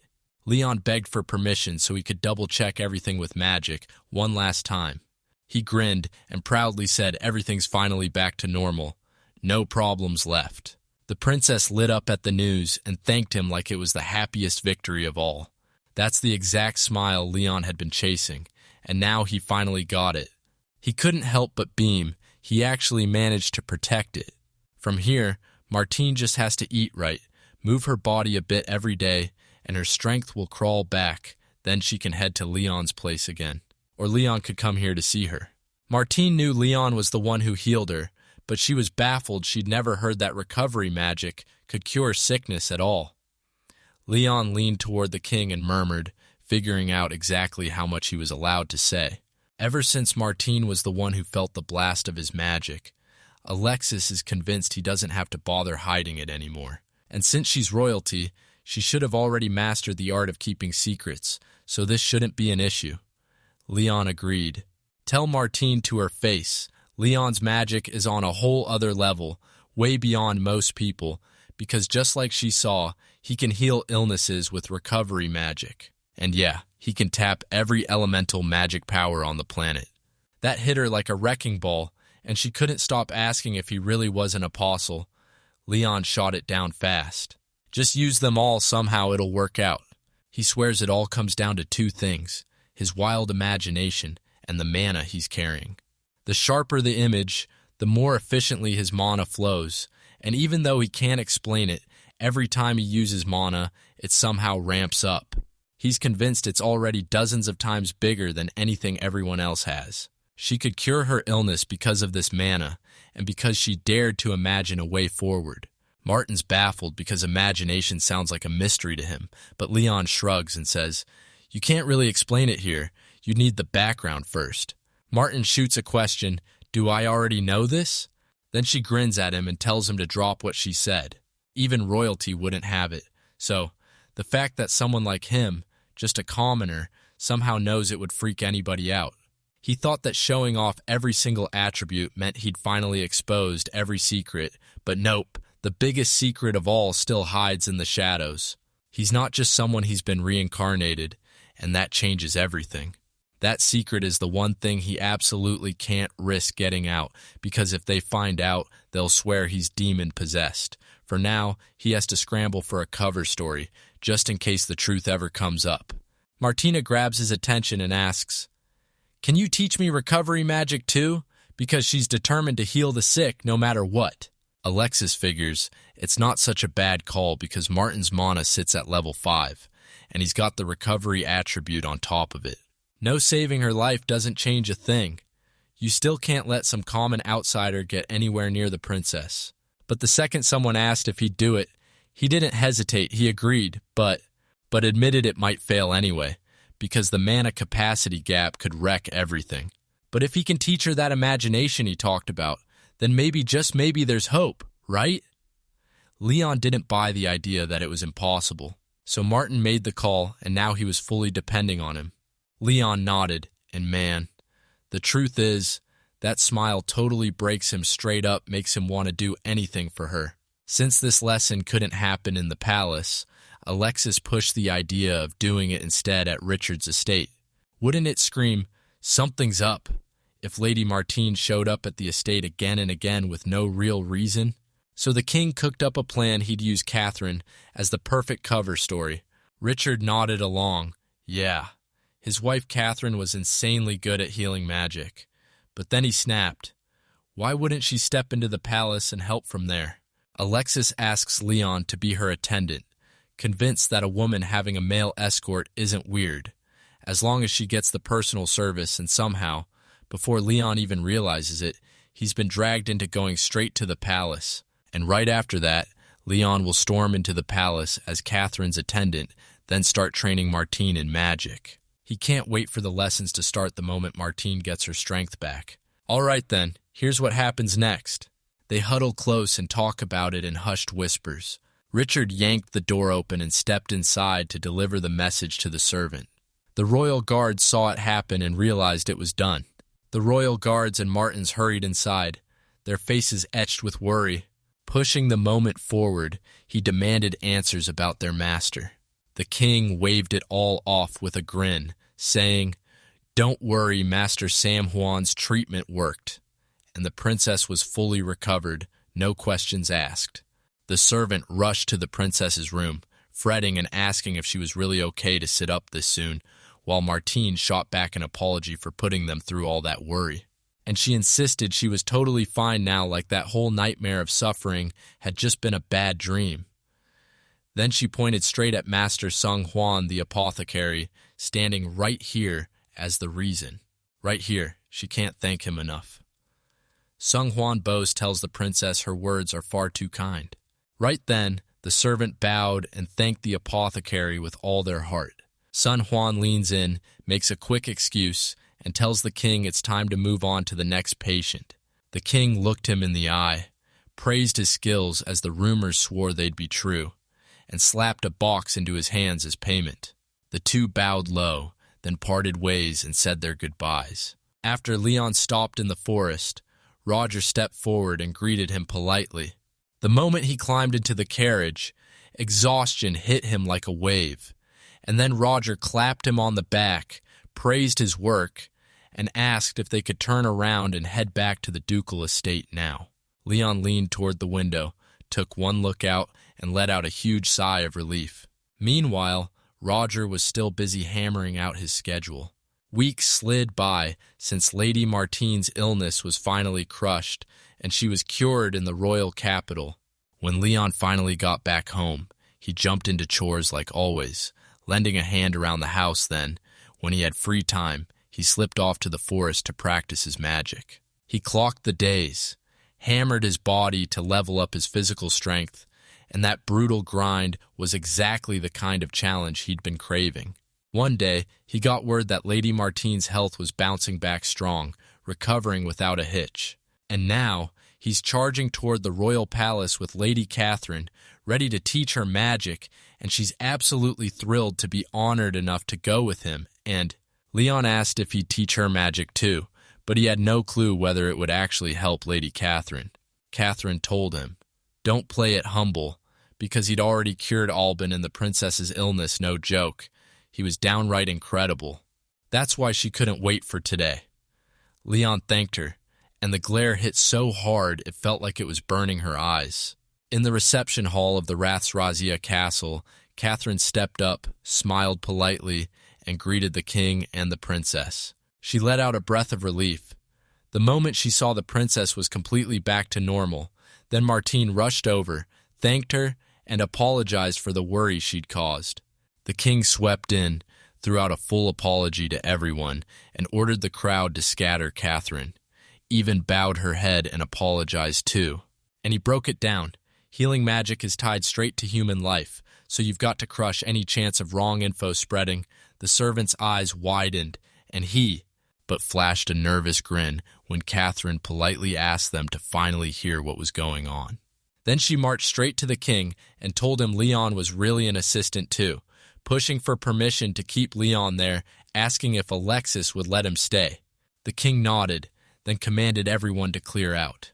The moment the door slammed shut, the king told Leon to sit, then looked right at Martin and said, "You're coming too, today's the first time." She warned him that next time, she'll be the one to send everyone away, and Leon already explained why, so this time there's nothing to worry about. He spun toward Leon and hit him with a heartfelt thank you for showing up. From now on, he wants to swing by and ask Leon for the date of the weekly healing lesson, if that's cool, while Leon and Catherine answer him right away. No trouble at all. The king flashes a grin, clearly buzzing with excitement to team up with them. In this body, Leon's lingering memories lay it out. Every week is 5 days long, and each day snaps through a loop of fire, water, wind, earth, and healing, with classes showing up about once every 5 days. Thinking about it, he still has no clue how many months or days this world even has if age exists.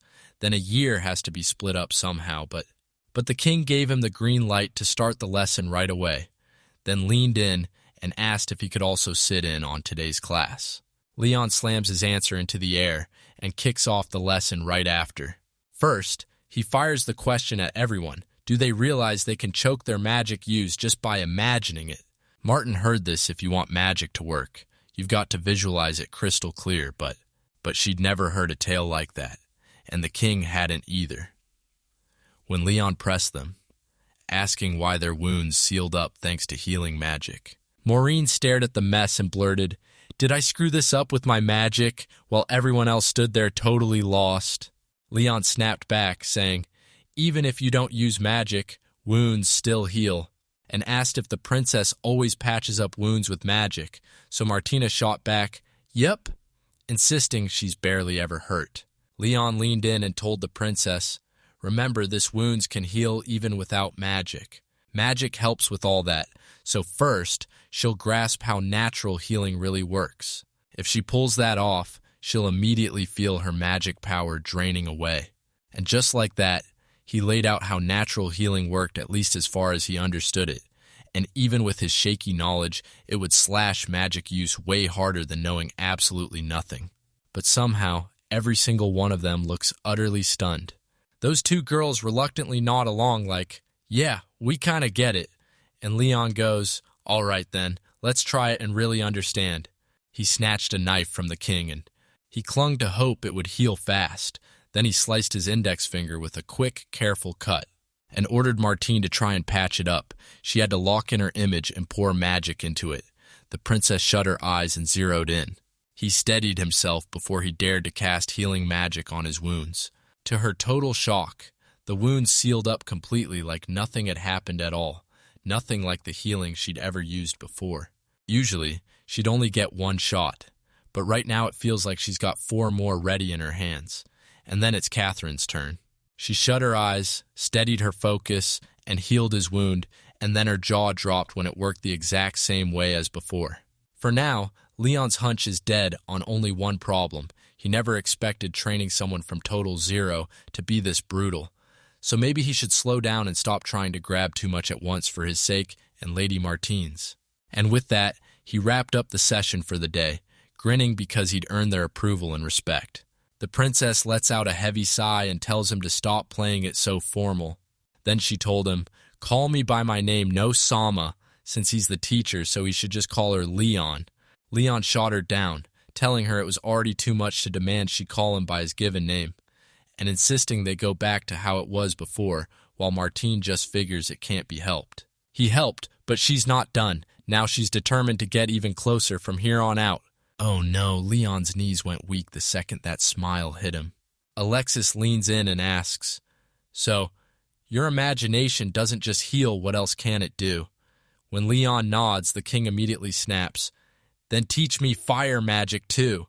With that, Leon laid out the same explanation for the king that he'd already used on his parents, and when the king finally tried it, his mind was blown. Magic finally drained away at a steep drop, and he snapped his fists shut. He leaned in and asked Leon to spread this method, but Leon shut it down. He wasn't ready to share it yet, because he knew it could supercharge their enemies, and that made it way too risky. Even so, someone as trusted as they are today could use a heads up about this. The king nodded and told Leon, "Finish royal school, and then Alexis will want you to teach him the exact magic they use in this method. Only Alexis and the people Leon actually trusts get that privilege.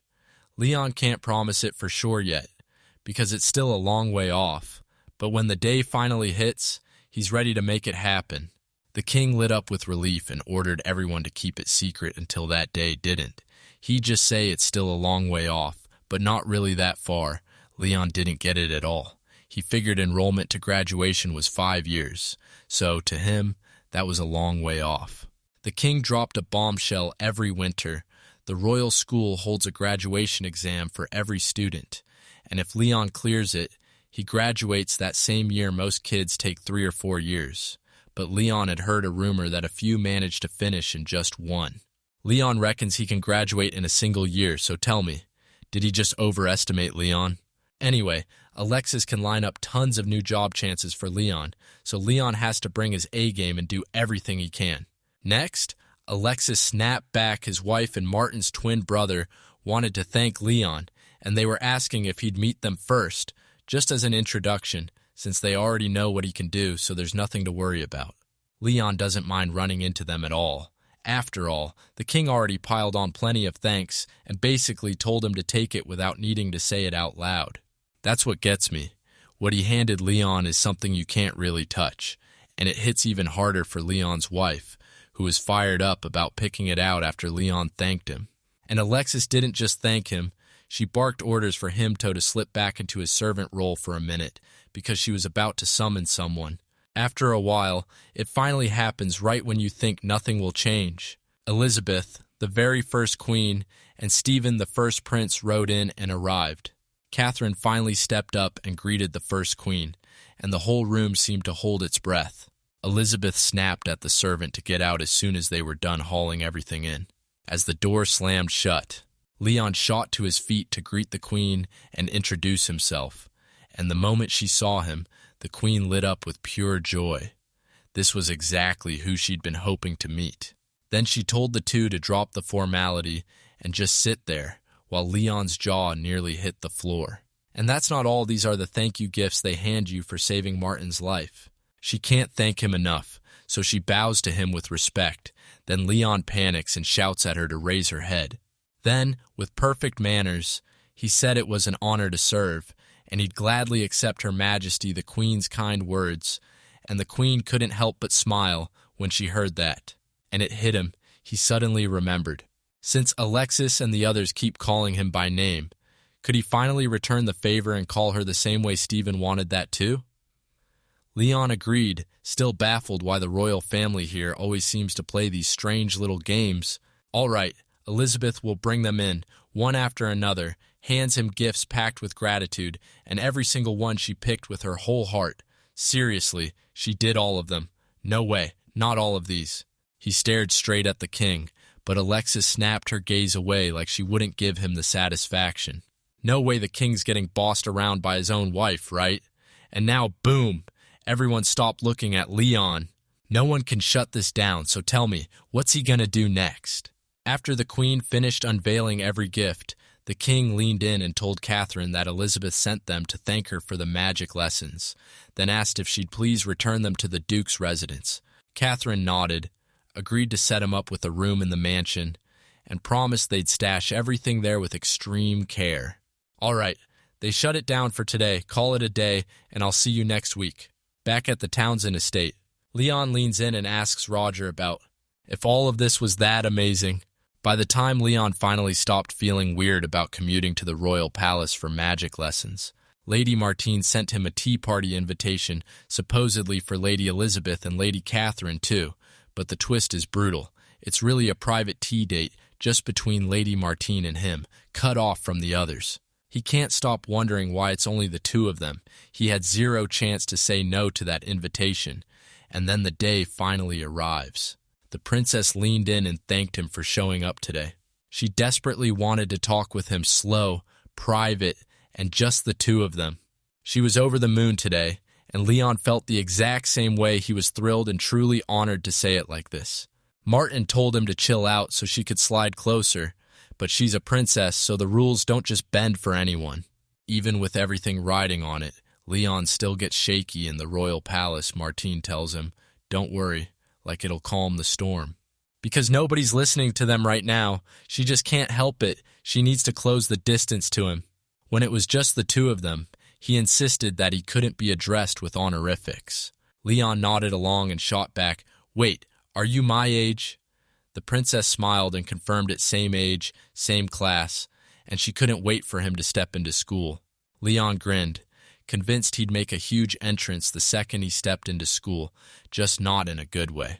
At school, he'll look like just another commoner until everyone realizes he's backed by a ducal house then.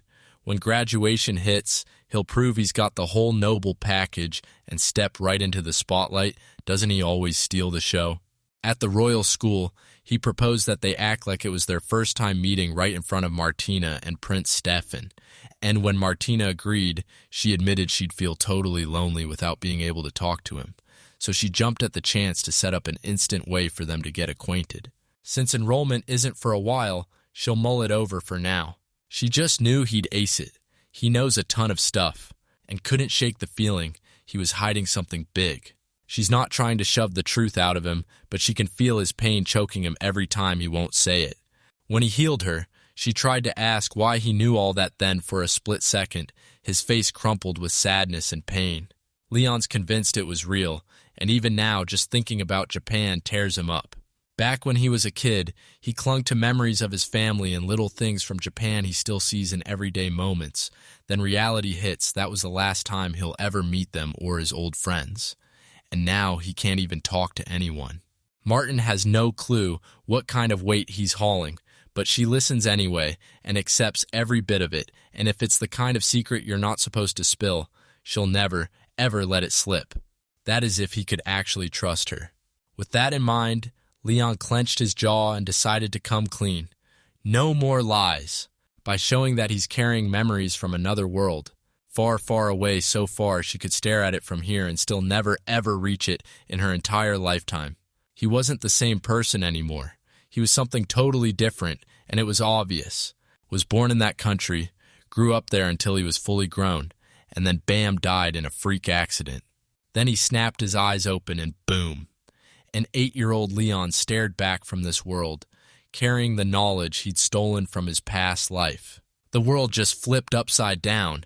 Could she really believe it? Martina snapped out of it and apologized, stunned by something far bigger than anything she'd ever imagined. It sounds wild, but Leon really does have that kind of memory, right? So what's the link to using every attribute? That's exactly what Leon kept digging for, too. He's wondering if the dots might connect, but there's no way to confirm it.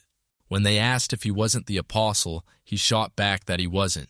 Plus, he'd never even laid eyes on the goddess. As she tells him he's got every sign of an apostle, Leon nods along, but deep down, he's already thinking, all right, if I really am that, then the goddess should send me something. So what if he's some kind of anomaly in this world? If that goddess finds out, does he get erased? So he asked straight up if she was going to publish it, and she snapped back that she wouldn't, and if he had something on his mind, he could spill it all to her. Sure, she might not get it the way he does, but at least she'd listen. He wrestled with what to say to her until she suggested they cook. He confessed that the pancakes they were munching on, they had come straight from his world. There are plenty of other things he could build, but he hasn't got the know-how, and that's what's crushing him. Martin told him, if you show me the cooking method and the finished dish, the palace cooks will whip it up for me. Leon's mind races through this world's ingredients, and one thing hits him: pasta. Still, worry gnawed at him. What if they grilled him on who came up with the idea?